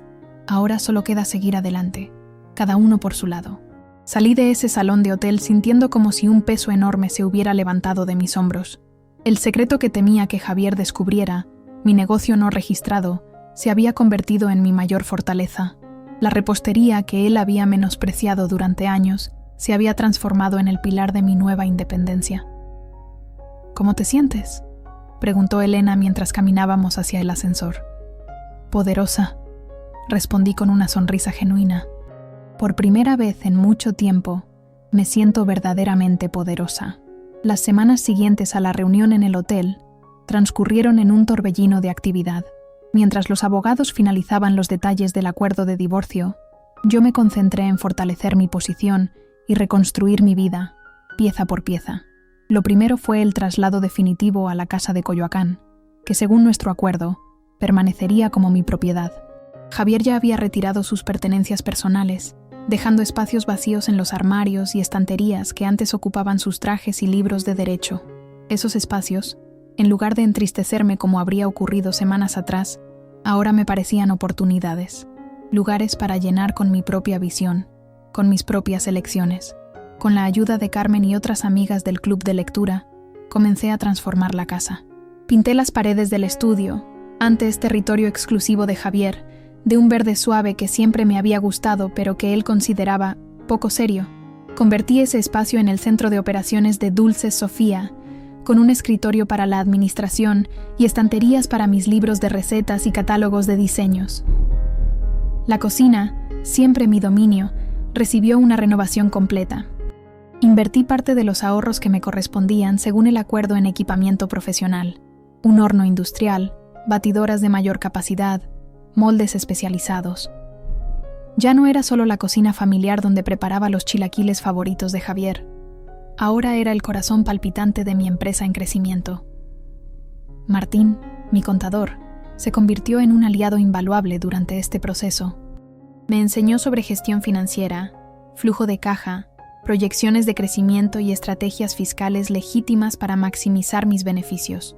Bajo su tutela, Dulce Sofía Dejó de ser un negocio informal para convertirse en una empresa estructurada con potencial de expansión. Tienes un don natural para los negocios, Sofía, me dijo un día mientras revisábamos los números del primer mes como empresa formalmente constituida.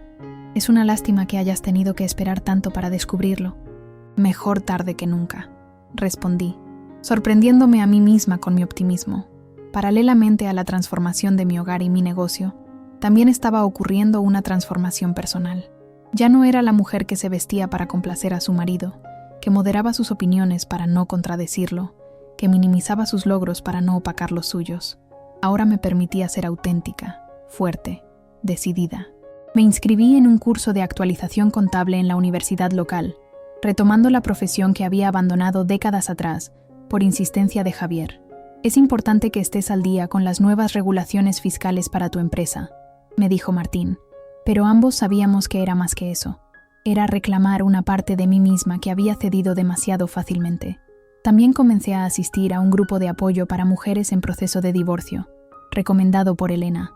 Allí conocí a otras mujeres que, como yo, estaban reconstruyendo sus vidas tras la traición o el fracaso matrimonial. Sus historias, a veces más dolorosas que la mía, me dieron perspectiva y fortaleza. Lo que estás haciendo es impresionante, Sofía, me dijo Claudia, una de las mujeres del grupo, después de que compartí mis avances con Dulce Sofía. La mayoría de nosotras estamos simplemente intentando sobrevivir después del divorcio, pero tú estás prosperando. No siempre me siento así, admití. Hay días en que el miedo me paraliza, días en que me pregunto si podré sostener todo esto por mí misma. Pero sigues adelante, respondió ella. Eso es lo que importa. Una tarde, mientras experimentaba con una nueva receta de pasteles para una boda, recibí una llamada de Elena. Tengo noticias, dijo sin preámbulos. El bufete donde trabaja Javier está investigando su conducta. Parece que utilizó recursos de la firma para sus asuntos personales, incluyendo algunos regalos para la señorita Ruiz. No les gustó nada cuando se enteraron. ¿Cómo lo sabes? Tengo mis fuentes, respondió enigmáticamente. Lo importante es que su posición allí podría estar comprometida. No sería sorprendente que buscara hacer las paces contigo de alguna manera. ¿Por qué haría eso? Porque un escándalo público de infidelidad, sumado a un uso indebido de recursos de la firma, podría ser devastador para su carrera, especialmente ahora que está intentando convertirse en socio principal. La noticia me dejó pensativa. No sentía alegría por las dificultades de Javier, pero tampoco pena. Era simplemente la consecuencia natural de sus acciones, el precio que todos pagamos eventualmente por nuestras elecciones. No tuve que esperar mucho para confirmar la predicción de Elena. Esa misma noche, Javier me llamó por primera vez desde la reunión en el hotel. Sofía, necesito hablar contigo, dijo, con una voz que intentaba sonar casual pero delataba tensión. En persona, si es posible. No creo que tengamos nada que hablar, Javier. Los abogados están manejando todo. No es sobre el divorcio. Es personal. Por favor, solo 1 hora de tu tiempo. Contra mi mejor juicio, accedí a verlo en una cafetería cerca de mi casa. Un lugar público, neutral, donde no tendríamos que estar completamente solos. Llegué puntualmente a la cafetería al día siguiente. Javier ya estaba allí, sentado en una mesa del fondo, con una taza de café intacta frente a él. Se veía más delgado, con el rostro tensionado por preocupaciones que no me concernían ya. Gracias por venir, dijo, levantándose para saludarme. Me senté frente a él, manteniendo una distancia emocional que habría sido imposible semanas atrás. ¿De qué querías hablar? Javier jugueteó nerviosamente con la taza, evitando mi mirada. Han pasado cosas en el bufete, complicaciones. Elena me comentó algo. Problemas por usar recursos de la firma para tus asuntos personales, ¿no? Su sorpresa fue evidente. ¿Cómo lo...? No importa. Sí, algo así. La cuestión es que los socios están considerando mi ascenso, pero este inconveniente podría afectar negativamente. Y eso tiene que ver conmigo porque están preocupados por la publicidad negativa que podría generar nuestro divorcio. Un socio principal con un escándalo de infidelidad no es la imagen que quieren proyectar. Ahora entendía por qué había solicitado esta reunión. No era arrepentimiento, no era un intento de reconciliación, era puro interés propio, como siempre. ¿Qué esperas que haga, Javier? Que retire la infidelidad como causa del divorcio. Que pretenda públicamente que seguimos siendo amigos. Algo así, admitió, con al menos la decencia de parecer avergonzado. Sería beneficioso para ambos. Tu reputación también se vería afectada por un divorcio escandaloso. Mi reputación, repetí, sintiendo una risa amarga formarse en mi garganta. ¿Desde cuándo te preocupa mi reputación, Javier? ¿Cuándo planeabas abandonarme sin recursos? ¿O cuándo intentabas hacerme pasar por mentalmente inestable frente a nuestra familia? Sofía, por favor, eso fue un malentendido. No, Javier, no fue un malentendido. Fue una estrategia calculada. Igual que esto ahora. Javier guardó silencio por un momento, evaluando su siguiente movimiento. Finalmente, cambió de táctica. Piensa en Carlos. Un divorcio amistoso sería mejor para él. No uses a nuestro hijo para manipularme, respondí con frialdad. Carlos ya conoce la verdad. Le conté todo, y también vio los correos electrónicos. Sabe exactamente quién eres y qué has hecho. El rostro de Javier palideció. ¿Le mostraste los correos? ¿Cómo pudiste hacer eso? Es nuestro hijo. Precisamente porque es nuestro hijo merece la verdad. No le he pedido que tome partido, pero tampoco le he permitido creer las mentiras que le contaste. Javier parecía genuinamente afectado por esta revelación. Quizás, pensé, lo único que realmente le importaba era la opinión de Carlos. Te propongo algo, Javier, dije, sorprendiéndome a mí misma con mi tono negociador. No retiraré la infidelidad como causa del divorcio porque es la verdad, y no voy a empezar mi nueva vida con una mentira. Pero no haré declaraciones públicas al respecto, ni hablaré mal de ti con amigos o conocidos comunes. Lo que pasó entre nosotros se queda entre nosotros. Juan y los socios del bufete. Si me preguntan directamente, no mentiré, pero tampoco saldré a buscarlos para contarles detalles. Javier asintió lentamente, considerando mi oferta. Es justo, admitió finalmente. Más justo de lo que merezco, probablemente. No se trata de lo que mereces, Javier. Se trata de lo que me permite seguir adelante con dignidad. Nos despedimos con un apretón de manos formal, como socios comerciales que cierran un trato. Mientras lo veía alejarse por la calle, pensé en lo mucho que había cambiado nuestra dinámica. Ya no era él quien dictaba los términos, quien controlaba la situación. Ahora negociábamos como iguales, o quizás, dadas las circunstancias, era yo quien tenía la ventaja. Esa noche, mientras trabajaba en los preparativos para una degustación con potenciales clientes corporativos, recibí un mensaje de Carlos. Mamá, ¿podemos hablar por videollamada? Es importante. Minutos después, el rostro de mi hijo apareció en la pantalla. Se veía serio, preocupado. ¿Qué ocurre, mi amor?, pregunté. Papá me llamó. Me dijo que habían hablado hoy. Así es. También me contó toda la verdad sobre Daniela, sobre el departamento en Polanco, sobre todo. Dijo que merecía saberlo de él, y no solo a través de los correos. Sentí una mezcla de sorpresa y respeto reluctante hacia Javier. No esperaba que realmente cumpliera con esa parte de nuestro acuerdo. ¿Cómo te sientes con todo esto?, pregunté, preocupada por el impacto que estas revelaciones pudieran tener en Carlos. Decepcionado, admitió. Siempre vi a papá como, no sé, casi perfecto. Descubrir que es capaz de este tipo de cosas es difícil. Tu padre no es perfecto, Carlos, como ninguno de nosotros lo es. Ha cometido errores graves, pero sigue siendo tu padre. Lo sé, y también sé que debo formar mi propia opinión sobre él, independiente de lo que pasó entre ustedes. Exactamente, dije, orgullosa de la madurez de mi hijo. Y quiero que sepas que nunca intentaré influir en esa opinión. Tu relación con tu padre es tuya, no mía. Después de hablar con Carlos, me quedé reflexionando sobre la conversación.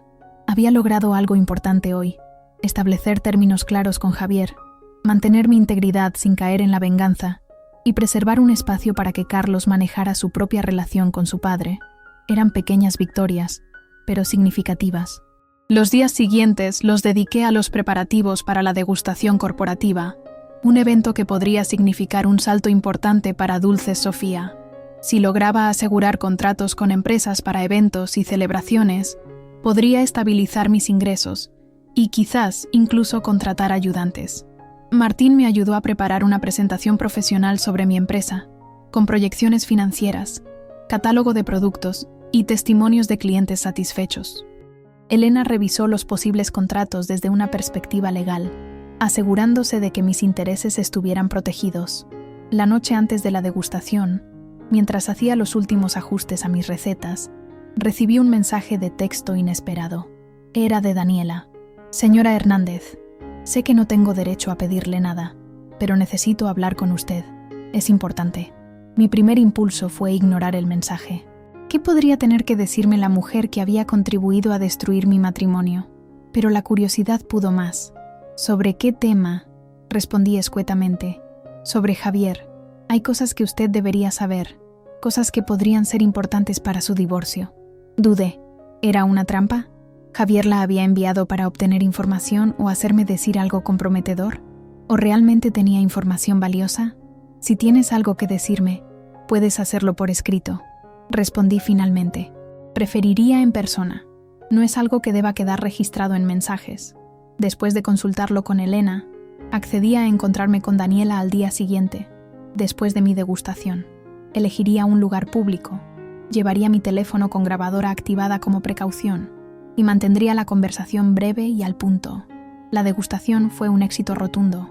Los representantes de 3 empresas importantes quedaron encantados con mis pasteles y postres, y 2 de ellos solicitaron presupuestos inmediatos para eventos corporativos. El tercero, director de eventos de una cadena hotelera, me propuso una colaboración más estable como proveedora regular para sus celebraciones.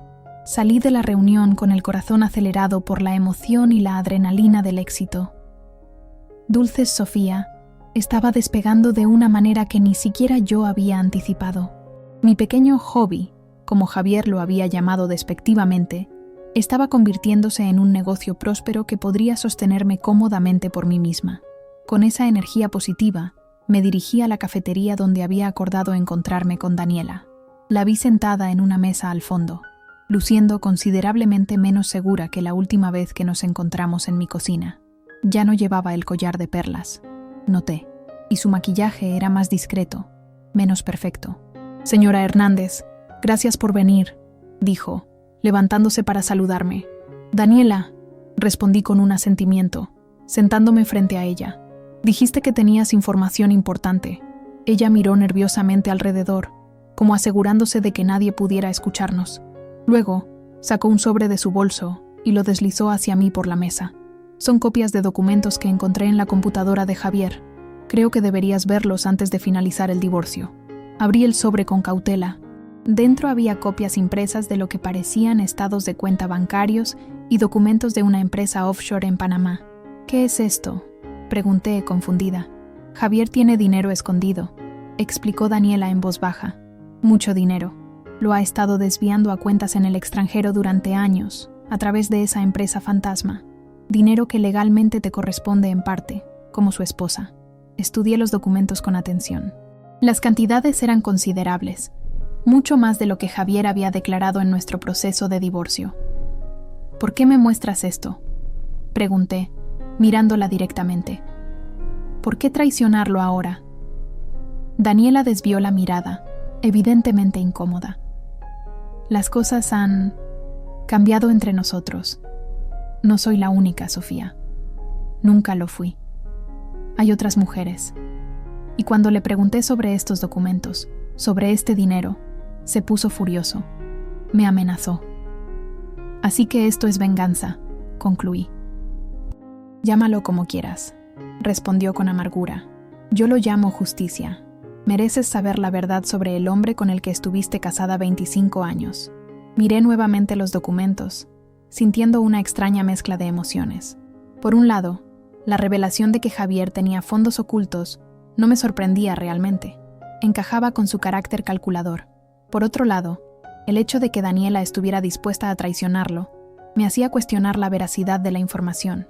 «¿Cómo sé que esto es real?», pregunté. «¿Cómo sé que no es una trampa para complicar mi divorcio?». «Puedes verificarlo», dijo Daniela. «Estos son los números de cuenta, los nombres de los bancos, la información de la empresa. Tu abogada puede investigarlo. Solo te pido una cosa. No le digas a Javier que fui yo quien te lo mostró». Guardé los documentos de vuelta en el sobre y me levanté. «No te prometo nada, Daniela. Ni siquiera sé si puedo confiar en ti. No te pido que confíes en mí», respondió ella. «Solo que confíes en estos documentos y en tu instinto. Salí de la cafetería con el sobre firmemente sujeto en mi mano, sintiendo que acababa de recibir un arma poderosa que no estaba segura de querer utilizar. Si la información era cierta, podría cambiar significativamente los términos de mi divorcio. Pero también podría abrir una nueva ronda de batallas legales, de acusaciones y contraacusaciones, prolongando un proceso que yo deseaba terminar cuanto antes. Esa noche, sentada en mi cocina recién renovada, con los contratos preliminares de mis nuevos clientes corporativos sobre la mesa y los documentos de Daniela junto a ellos, tomé una decisión. No utilizaría esta información, al menos no de la manera que Daniela probablemente esperaba. No quería más conflictos, más batallas, más negatividad en mi vida. El acuerdo de divorcio ya estaba prácticamente cerrado, en términos que me parecían justos considerando las circunstancias. La casa de Coyoacán era mía, mi negocio estaba floreciendo y había recuperado algo mucho más valioso que el dinero: mi independencia, mi autoestima, mi capacidad para tomar mis propias decisiones. Sin embargo, tampoco podía simplemente ignorar esta información. Si Javier realmente había ocultado activos durante nuestro matrimonio, eso era algo que debía abordarse, pero a mi manera, en mis términos. Tomé mi teléfono y llamé a Elena. «Tengo algo que mostrarte», le dije, «pero quiero manejar esto de una forma particular». El contraataque estaba preparado, pero sería a mi manera, no desde la venganza o el resentimiento, sino desde la dignidad y la justicia, y sobre todo, desde la libertad de elegir mi propio camino, sin dejarme definir por las acciones de Javier, ni por las expectativas de nadie más. El despacho de Elena en Polanco resplandecía bajo la luz de la tarde, cuando entré con el sobre de documentos que Daniela me había entregado. Mi abogada me esperaba con una expresión de curiosidad profesional, consciente de que algo importante estaba a punto de revelarse. «Estos documentos llegaron a mis manos ayer», expliqué, colocando el sobre su escritorio. «Muestran cuentas bancarias offshore y una empresa fantasma en Panamá que Javier ha estado utilizando para ocultar dinero durante años».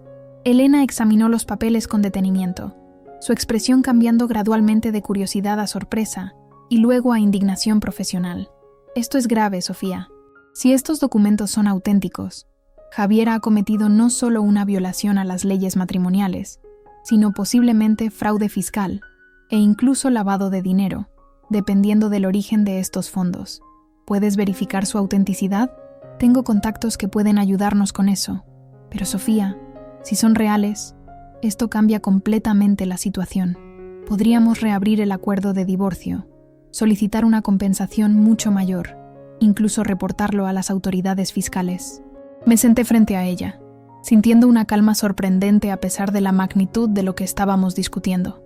«No quiero hacer nada de eso», dije finalmente. Elena me miró con sorpresa. «¿Disculpa?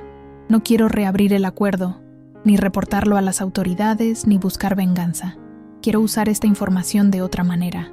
«Te escucho», dijo ella, recostándose en su silla con evidente curiosidad. «Quiero una reunión con Javier, solo él y yo, sin abogados. Quiero mostrarle que tengo esta información y proponerle un trato». «¿Qué tipo de trato?» «Uno que nos beneficie a todos, especialmente a Carlos». En los días siguientes, Elena verificó la autenticidad de los documentos a través de sus contactos. Resultaron ser genuinos. Javier había estado desviando dinero a cuentas en Panamá y Luxemburgo durante al menos 8 años, acumulando una fortuna considerable que no había declarado en nuestro proceso de divorcio. Con esta evidencia, podríamos solicitar la reapertura del caso y potencialmente obtener millones adicionales, me explicó Elena, sin mencionar las consecuencias legales para Javier si esto llega a conocimiento de las autoridades fiscales. «Lo sé», respondí, «pero eso no es lo que quiero». Armada con esta información verificada, concerté una reunión con Javier en un restaurante discreto en San Ángel. Elegí el lugar cuidadosamente, suficientemente público para que ambos mantuviéramos la compostura, pero lo bastante privado para una conversación confidencial. Llegué temprano, eligiendo una mesa en un rincón apartado. Me había vestido con particular esmero ese día, un traje sastre azul marino que había comprado recientemente, el cabello recogido en un moño elegante, maquillaje discreto pero impecable. Quería que Javier me viera no como la esposa traicionada y vulnerable, sino como una mujer fuerte, capaz, en control de su destino. Javier apareció puntualmente, vestido con uno de sus costosos trajes de abogado exitoso, Se veía tenso, probablemente preguntándose qué podría ser tan importante como para que yo solicitara una reunión privada cuando nuestros abogados estaban finalizando los detalles del divorcio. Sofía, saludó formalmente, sentándose frente a mí. ¿Te ves bien? Gracias, respondí simplemente, sin devolver el cumplido. Ordenamos café y esperé hasta que el mesero se alejó para abordar el tema que nos ocupaba. Javier, he descubierto algo que creo que deberías saber.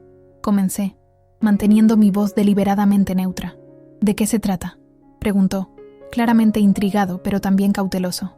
Saqué una copia de los documentos que había preparado especialmente para esta reunión y los deslicé por la mesa hasta él. Sociedad Anónima Meridian, registrada en Panamá, cuentas bancarias en Luxemburgo y Singapur, aproximadamente $3.5 millones que no declaraste en nuestro proceso de divorcio. Javier palideció visiblemente, tomó los documentos con manos que temblaban ligeramente y los estudió en silencio durante lo que pareció una eternidad. ¿Cómo conseguiste esto?, preguntó finalmente, su voz apenas audible. Eso no importa. Lo importante es que son auténticos. Los he verificado. Javier dejó los documentos sobre la mesa y me miró con una mezcla de miedo y algo que podría interpretarse como respeto reluctante. ¿Qué piensas hacer con esto?, preguntó directamente. Eso depende de ti. ¿Estás chantajeándome? No, Javier. Estoy ofreciéndote una oportunidad. ¿Una oportunidad para qué? Para hacer lo correcto, por una vez. Le expliqué entonces mi propuesta. No quería el dinero para mí. No quería denunciarlo a las autoridades fiscales. Lo que quería era que creara un fideicomiso educativo para Carlos, asegurando completamente su futuro académico y profesional, liberándolo de cualquier dependencia económica. Además, quería que estableciera una fundación benéfica para apoyar a mujeres emprendedoras de bajos recursos que necesitaban capital inicial para sus negocios. La fundación llevará el nombre de mi madre, Isabel Hernández, concluí. Tú puedes ser parte del consejo directivo si lo deseas, o mantenerte completamente anónimo. Lo importante es que el dinero se use para algo positivo. Javier me miraba con una expresión indescifrable. Claramente, esta no era la respuesta que esperaba. No había ira, no había amenazas, no había exigencias egoístas. ¿Por qué harías esto?, preguntó finalmente. ¿Por qué no tomar el dinero o denunciarme? Ciertamente sería lo que merezco. No se trata de lo que mereces, Javier. Se trata de lo que yo necesito para seguir adelante. Y no necesito más dinero ni más conflictos. Dulce Sofía va muy bien. Tengo contratos corporativos. Estoy expandiéndome. Lo que necesito es cerrar este capítulo sabiendo que algo bueno salió de todo esto. ¿Y si me niego? Entonces entregaré estos documentos a las autoridades correspondientes. No por venganza, sino porque sería lo correcto. Ese dinero debería estar generando impuestos que benefician a nuestro país, no escondido en paraísos fiscales. Javier guardó silencio por varios minutos, evaluando sus opciones, calculando como siempre había hecho. Finalmente, asintió lentamente. De acuerdo, dijo. Estableceré el fideicomiso para Carlos y la fundación, pero quiero algo a cambio. ¿Qué cosa? Tu discreción. Que esto quede entre nosotros. Siempre y cuando cumplas con tu parte, tienes mi palabra. Sellamos el acuerdo con un apretón de manos formal, como socios comerciales cerrando un trato mutuamente beneficioso. No había afecto en ese gesto, pero sí un cierto reconocimiento, un respeto básico que habíamos perdido en algún punto del camino. Mientras nos despedíamos en la entrada del restaurante, Javier me detuvo con una pregunta final. Sofía, hay algo que no entiendo. ¿Por qué una fundación para mujeres emprendedoras? Podrías haber elegido cualquier causa. Porque sé lo que significa tener un sueño y que nadie lo tome en serio, respondí simplemente.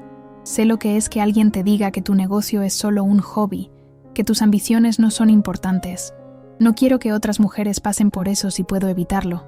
Vi un destello de reconocimiento en sus ojos, quizás incluso de arrepentimiento, pero no dijo nada más, y yo tampoco necesitaba que lo hiciera. Nuestras palabras ya estaban dichas, nuestros caminos claramente separados. 2 semanas después, recibí la notificación oficial de mi divorcio. 25 años de matrimonio reducidos a un documento legal que declaraba que Sofía Hernández y Javier Mendoza ya no estaban unidos en matrimonio. Debería haber sentido tristeza, nostalgia, quizás incluso algún tipo de duelo. Pero lo que sentí fue una extraña y tranquila sensación de libertad. Ese mismo día, Elena me informó que Javier había cumplido su palabra. El fideicomiso educativo para Carlos estaba establecido, con fondos suficientes para cubrir no solo el resto de su carrera de medicina, sino también cualquier especialización o estudios adicionales que quisiera realizar. Y la Fundación Isabel Hernández para Mujeres Emprendedoras había sido legalmente constituida, con un capital inicial impresionante. Parece que tomó tu propuesta en serio, comentó Elena. Incluso ha contratado a un equipo profesional para dirigir la fundación, gente con experiencia en microcréditos y apoyo a pequeñas empresas. Me alegra oírlo, respondí sinceramente. Sofía, tengo que preguntarte algo. ¿Realmente nunca quisiste parte de ese dinero para ti? Legalmente te correspondía. No lo necesito, Elena.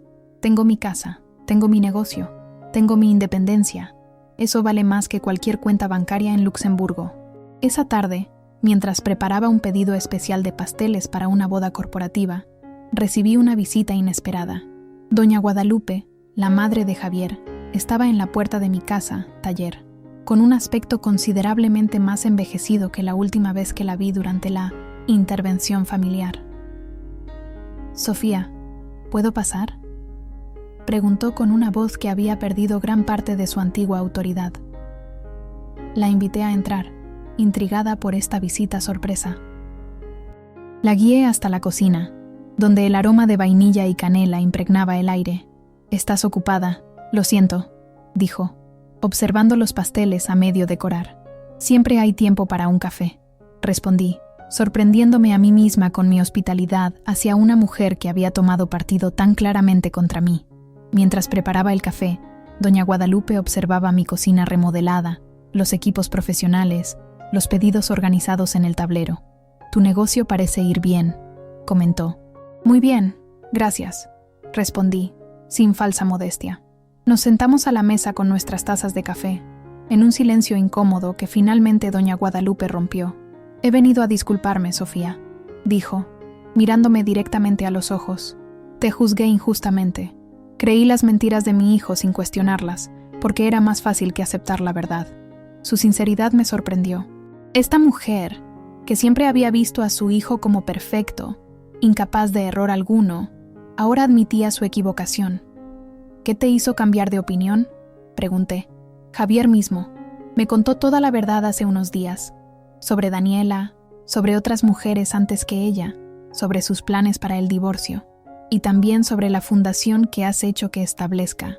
La Fundación Isabel Hernández», dije, «nombrada en honor a mi madre. Es un gesto noble de tu parte, usar ese dinero para ayudar a otras mujeres en lugar de quedártelo. No se trata de nobleza, doña Guadalupe. Se trata de convertir algo negativo en algo positivo, de crear algo bueno a partir del dolor». Ella asintió, con lágrimas en los ojos.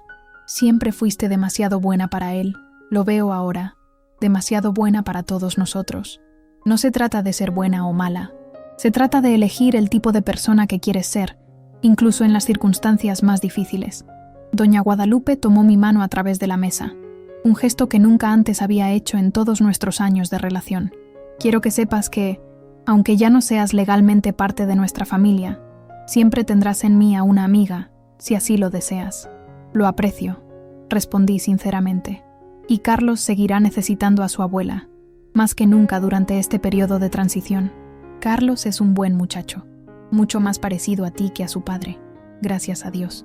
Después de que doña Guadalupe se marchó, me quedé reflexionando sobre esta inesperada reconciliación.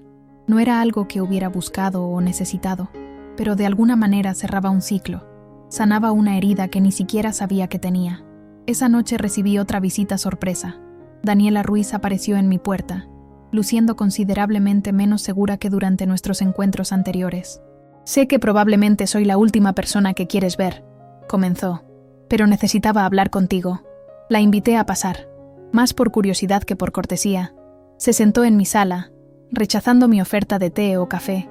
«Javier y yo hemos terminado», anunció sin preámbulos. «Me dejó hace una semana». «Lo siento», dije automáticamente, aunque no estaba segura de sentirlo realmente. No lo sientas. Tenías razón. Un hombre que traiciona a su esposa de 25 años no dudará en traicionar a su amante de 6 meses. ¿Qué pasó? Descubrí que estaba viendo a alguien más, una abogada nueva en el bufete. Cuando lo confronté, ni siquiera lo negó. Dijo que estas cosas pasan, como si fuera lo más natural del mundo. Sentí una extraña mezcla de emociones, una cierta satisfacción al ver que mis predicciones se cumplían, pero también una genuina compasión por esta mujer que, a pesar de su papel en la ruptura de mi matrimonio, ahora experimentaba su propia dosis de dolor y traición. ¿Le dijiste que me habías dado los documentos?, pregunté, preocupada por posibles represalias. No, no tiene idea. Pero no viene por eso. Vine para decirte que admiro lo que hiciste con esa información. ¿A qué te refieres? La fundación. Javier me lo contó, intentando impresionarme, como si hubiera sido idea suya. Dijo que estaba estableciendo una fundación para apoyar a mujeres emprendedoras, que iba a ser un gran filántropo, pero conociendo a Javier, supe inmediatamente que algo no cuadraba. ¿Y cómo supiste que fue idea mía? Porque no es el tipo de cosa que Javier haría voluntariamente, y porque tiene tu estilo, tu forma de pensar, convertir algo negativo en algo positivo.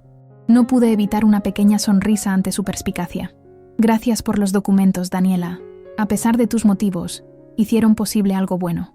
No me agradezcas, respondió, levantándose para marcharse. Solo quería que supieras que, a pesar de todo, creo que eres una mujer extraordinaria, y que lamento profundamente mi papel en todo esto. Después de que Daniela se fue, me quedé pensando en la extraña simetría de estas visitas. La madre de Javier y su examante, ambas reconociendo a su manera que yo había elegido un camino distinto al que ellas hubieran esperado. No el camino de la víctima ni el de la venganza, sino el de la dignidad y la transformación.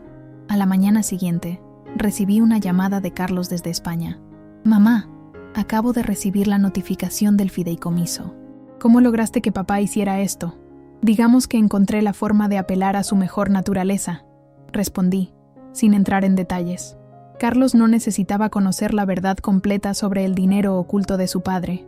Era suficiente con que supiera que su futuro educativo estaba asegurado. «Y la fundación con el nombre de la abuela, eso fue idea tuya, ¿verdad?» «Sí, lo fue». «Es perfecto, mamá. La abuela estaría tan orgullosa de ti». «Espero que sí, mi amor». «¿Sabes? Estoy pensando en solicitar un intercambio para hacer una parte de mi especialidad en México, para estar más cerca, para ayudarte con Dulces Sofía». «Carlos, no tienes que hacer eso. Estoy bien, el negocio va bien». «Lo sé, pero quiero hacerlo. No por obligación, sino porque me inspiras, mamá.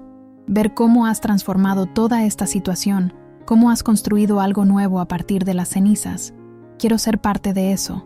Sus palabras me llenaron de una alegría y un orgullo que no había sentido en mucho tiempo. No era solo el reconocimiento de mi fortaleza lo que me emocionaba, sino la confirmación de que mi ejemplo estaba influyendo positivamente en mi hijo, mostrándole una forma de enfrentar la adversidad con gracia y determinación. Esa tarde, mientras terminaba de decorar un pedido especial de cupcakes para la inauguración de la Fundación Isabel Hernández, sonó el timbre de la puerta. Era un mensajero con un sobre para mí. Dentro encontré una carta manuscrita de Javier y un documento legal que establecía formalmente mi nombramiento como directora honoraria de la Fundación, si decidía aceptar el cargo.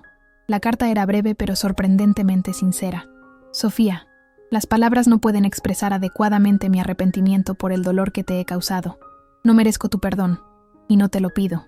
Solo quiero que sepas que reconozco la extraordinaria mujer que eres, algo que lamentablemente no valoré durante nuestro matrimonio. La Fundación Isabel Hernández será mi forma de enmendar, no lo que te hice a ti, que es imperdonable, sino lo que le hice al mundo al no apoyar tu potencial, tus sueños, tu valor. Si decides aceptar el cargo de directora honoraria, la Fundación se beneficiará enormemente de tu visión y tu experiencia. Si decides no hacerlo, lo entenderé completamente. Cualquiera que sea tu decisión, quiero que sepas que finalmente veo lo que no pude o no quise ver durante 25 años. Tu fuerza, tu dignidad, tu capacidad para transformar incluso las circunstancias más dolorosas en algo hermoso y significativo. Con respeto y admiración, Javier». Doblé la carta y la guardé en el cajón de mi escritorio. No sentía la necesidad de responder inmediatamente. El tiempo me diría si estaba lista para trabajar junto a Javier en este proyecto, si podía separar suficientemente el pasado del propósito mayor de la fundación. Por ahora, era suficiente saber que el confrontamiento final había terminado no en batalla, sino en reconocimiento mutuo. No en victoria o derrota, sino en transformación. Para ambos. 1 año ha pasado desde aquel día en que encontré los boletos para París en el correo. 1 año desde que mi vida dio un giro completo, desde que desperté de lo que ahora veo como un largo sueño de complacencia y autoengaño. Hoy, mientras preparo la masa para un pastel de bodas en la cocina ampliada de Dulces Sofía, me detengo un momento para contemplar el camino recorrido.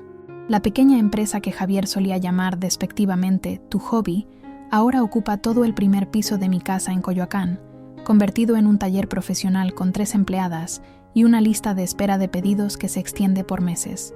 El éxito llegó más rápido de lo que esperaba. Los contratos corporativos se multiplicaron. Las recomendaciones de boca en boca extendieron mi reputación, y una reseña especialmente elogiosa en una revista gastronómica de la Ciudad de México catapultó Dulces Sofía a un nivel que ni siquiera yo había imaginado posible. Pero el verdadero cambio, el más profundo y significativo, no ha sido en mi negocio, sino en mí misma. La mujer que antes definía su valor a través de su matrimonio, que dudaba de sus capacidades, que minimizaba sus logros, ha desaparecido. En su lugar está una Sofía que reconoce su fuerza, que valora su independencia, que se atreve a soñar en grande. «Mamá, llegó el pedido de las cajas nuevas», dice Carlos, entrando a la cocina con varias cajas de cartón elegante. Mi hijo regresó a México hace 6 meses para completar su residencia médica en el Hospital General, pero dedica sus días libres a ayudarme con el negocio. «Gracias, mi amor», respondo, limpiándome las manos enharinadas en el delantal. «¿Qué te parecen?» Carlos examina las cajas con el nuevo logo de Dulces Sofía, un diseño elegante que una de mis clientas, diseñadora gráfica, creó como agradecimiento por el pastel de su boda. «Son perfectas», dice con una sonrisa de aprobación. «Elegantes pero cálidas, justo como tus creaciones, y justo como su creadora», añade Carmen, que ha venido a ayudar con un pedido especialmente grande para la gala anual de la Fundación Isabel Hernández. La Fundación, otro capítulo inesperado en mi nueva vida. Después de mucha reflexión, acepté el cargo de directora honoraria que Javier me ofreció, no por él, sino por las mujeres que podríamos ayudar. En el último año, la Fundación ha proporcionado capital semilla a más de 50 emprendedoras de bajos recursos, mujeres con sueños tan válidos como los míos, pero sin los medios para realizarlos. Trabajar ocasionalmente con Javier en el consejo directivo ha sido extraño. No somos amigos, probablemente nunca lo seremos, pero hemos encontrado una forma de coexistir civilizadamente, unidos por un propósito común que trasciende nuestra historia personal.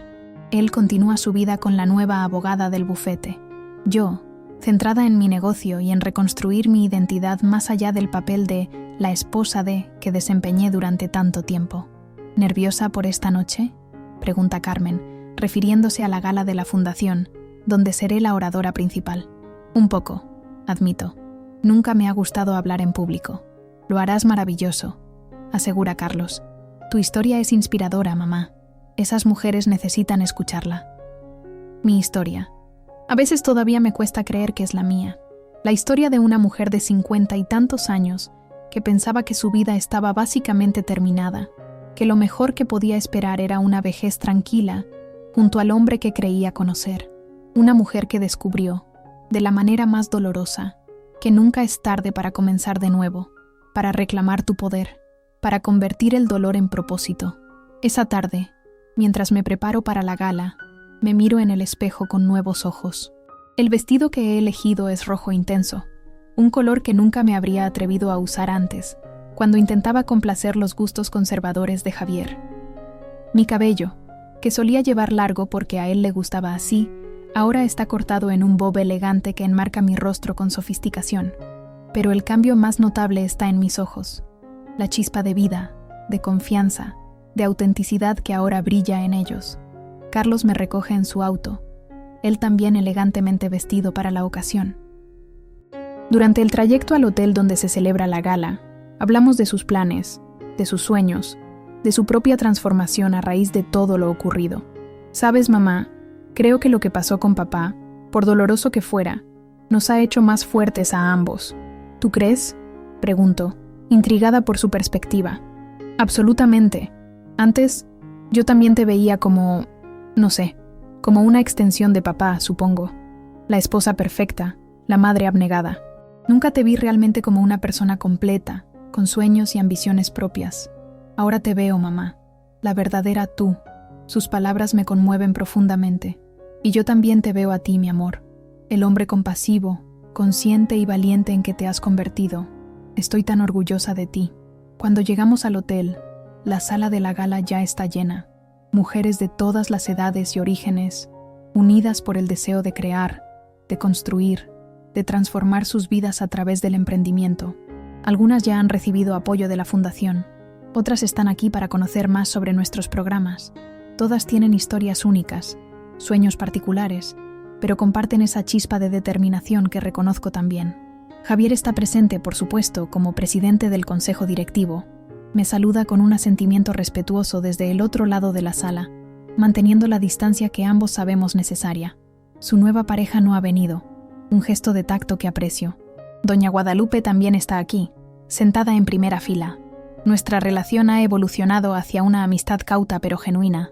Ella ha sido la primera en reconocer públicamente la transformación de Dulce Sofía de hobby a empresa exitosa y una de las defensoras más vocales de la Fundación en su círculo social. Cuando llega el momento de mi discurso, subo al podio con una mezcla de nerviosismo y determinación. Las luces brillantes, los rostros expectantes, el micrófono frente a mí. Todo parece intimidante por un momento, pero respiro profundo y comienzo a hablar, no desde un guión preparado, sino desde el corazón. Hace poco más de un año, mi vida dio un giro inesperado. Digo con voz clara, descubrí una traición que destrozó la imagen que tenía de mi matrimonio, de mi futuro, de mí misma. En un solo día, perdí la identidad que había construido durante 25 años, la de esposa de Javier Mendoza. Veo a Javier removerse incómodo en su asiento, pero continúo. Esa pérdida, que en ese momento parecía una tragedia insuperable, resultó ser el catalizador de mi renacimiento. Como la oruga que debe disolverse completamente dentro del capullo antes de emerger como mariposa, tuve que desintegrar todas mis creencias limitantes, todas mis dependencias, todas las pequeñas y grandes mentiras que me había contado a mí misma durante décadas. Las mujeres en la audiencia asienten, muchas con lágrimas en los ojos, reconociendo en mi historia ecos de las suyas propias. Lo que descubrí en ese proceso fue que, debajo de todas esas capas, existía una Sofía que había estado esperando pacientemente su oportunidad, una Sofía con sueños propios, con talentos únicos, con una fuerza que ni siquiera yo conocía. Hablo entonces de Dulce Sofía, de cómo transformé mi hobby en un negocio floreciente, de los obstáculos, los miedos, las dudas que tuve que superar, de la red de apoyo que encontré en amigas como Carmen, en profesionales como Elena y Martín, en mi propio hijo, que me vio con nuevos ojos y me animó a volar.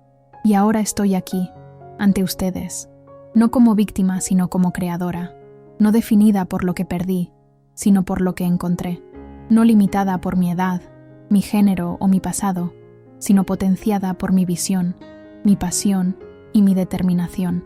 Concluyo mi discurso explicando la misión de la Fundación: proporcionar a otras mujeres las herramientas, el apoyo y los recursos que necesitan para transformar sus propias vidas a través del emprendimiento. Porque cada una de nosotras tiene dentro una mariposa esperando emerger. Cada una de nosotras tiene un sueño que merece la oportunidad de realizarse. Y cada una de nosotras, sin importar nuestra historia, nuestras cicatrices o nuestras limitaciones aparentes, tiene el poder de reconstruirse, reinventarse y renacer. El aplauso que sigue es ensordecedor. Mujeres que nunca había conocido se acercan para abrazarme, para compartir sus propias historias, para agradecerme por darles voz y visibilidad. Una de ellas, una señora mayor que ha comenzado un pequeño negocio de tejidos artesanales con apoyo de la Fundación, me toma de las manos y dice con emoción: Yo también encontré boletos para París en el cajón de mi marido hace 30 años, pero a diferencia de usted, yo me quedé y dejé que eso me destruyera lentamente. Gracias por mostrarme que había otro camino. Más tarde, durante el cóctel que sigue a la ceremonia formal, Javier se acerca a mí por primera vez en la noche. Se ve incómodo pero determinado. Fue un discurso poderoso, Sofía. Dice simplemente, gracias. Respondo, sin hostilidad, pero también sin la calidez que alguna vez compartimos. Quería que supieras que la Fundación ha asegurado financiamiento para los próximos 5 años. Independientemente de cualquier circunstancia futura, tu visión continuará. Entiendo lo que está diciendo entre líneas. Incluso, si él dejara de estar involucrado, por cualquier motivo, la Fundación Isabel Hernández seguiría adelante, seguiría transformando vidas. Te lo agradezco, Javier. Digo sinceramente. Nos miramos un momento, 2 extraños que compartieron 25 años de vida. No hay amor en esa mirada, ni siquiera nostalgia, solo un reconocimiento mutuo de lo que fuimos, de lo que somos ahora, de los caminos separados que seguimos. Adiós, Sofía, dice finalmente, extendiéndome la mano en un gesto formal. Adiós, Javier, respondo, estrechando brevemente su mano. Y con ese simple intercambio, siento que el último capítulo de nuestra historia compartida se cierra definitivamente. Ya no hay ira, ni dolor, ni anhelo por lo que pudo ser. Solo una aceptación tranquila de lo que fue y una anticipación serena de lo que está por venir. Al regresar a casa esa noche, Carlos me acompaña hasta la puerta. «Estuviste brillante, mamá», dice con orgullo evidente. «Gracias, mi amor, por todo, por creer en mí cuando yo misma dudaba. Siempre», responde simplemente, abrazándome antes de marcharse. Entro en mi casa, ahora verdaderamente mía. En la cocina, el aroma de la vainilla y la canela todavía persiste de la hornada de la tarde. En el estudio, los pedidos de la semana siguiente esperan organizados en pulcras carpetas. En la sala, las fotografías de Carlos, de mis padres, de Carmen y otras amistades verdaderas me recuerdan que nunca estuve realmente sola. Me detengo frente al espejo del pasillo, el mismo donde antes veía a la esposa de Javier, a la madre de Carlos, a la hija de Isabel. Ahora veo simplemente a Sofía, una mujer que ha amado y perdido, que ha caído y se ha levantado, que ha descubierto que su valor no depende de su relación con nadie más. El camino no ha sido fácil. Habrá días difíciles por delante, lo sé. Momentos de duda, de soledad, de miedo ante lo desconocido, pero ya no temo esos momentos. He descubierto en mí una resiliencia que no sabía que poseía, una capacidad para transformar el dolor en propósito, la traición en liberación. Aquellos boletos para París, que una vez simbolizaron la destrucción de todo lo que creía seguro, ahora representan el vuelo que emprendí hacia mí misma. Un vuelo que continúa, día tras día, llevándome a destinos que apenas comienzo a imaginar. Y mientras me preparo para dormir, siento una profunda gratitud por el viaje, por todas sus curvas inesperadas, sus caídas abruptas, sus ascensos gloriosos, porque al final, no importa quién prometió fidelidad y falló. Lo que importa es la promesa que ahora me hago a mí misma. Vivir auténticamente, amar generosamente, crear abundantemente. Esa es una promesa que nunca pienso romper.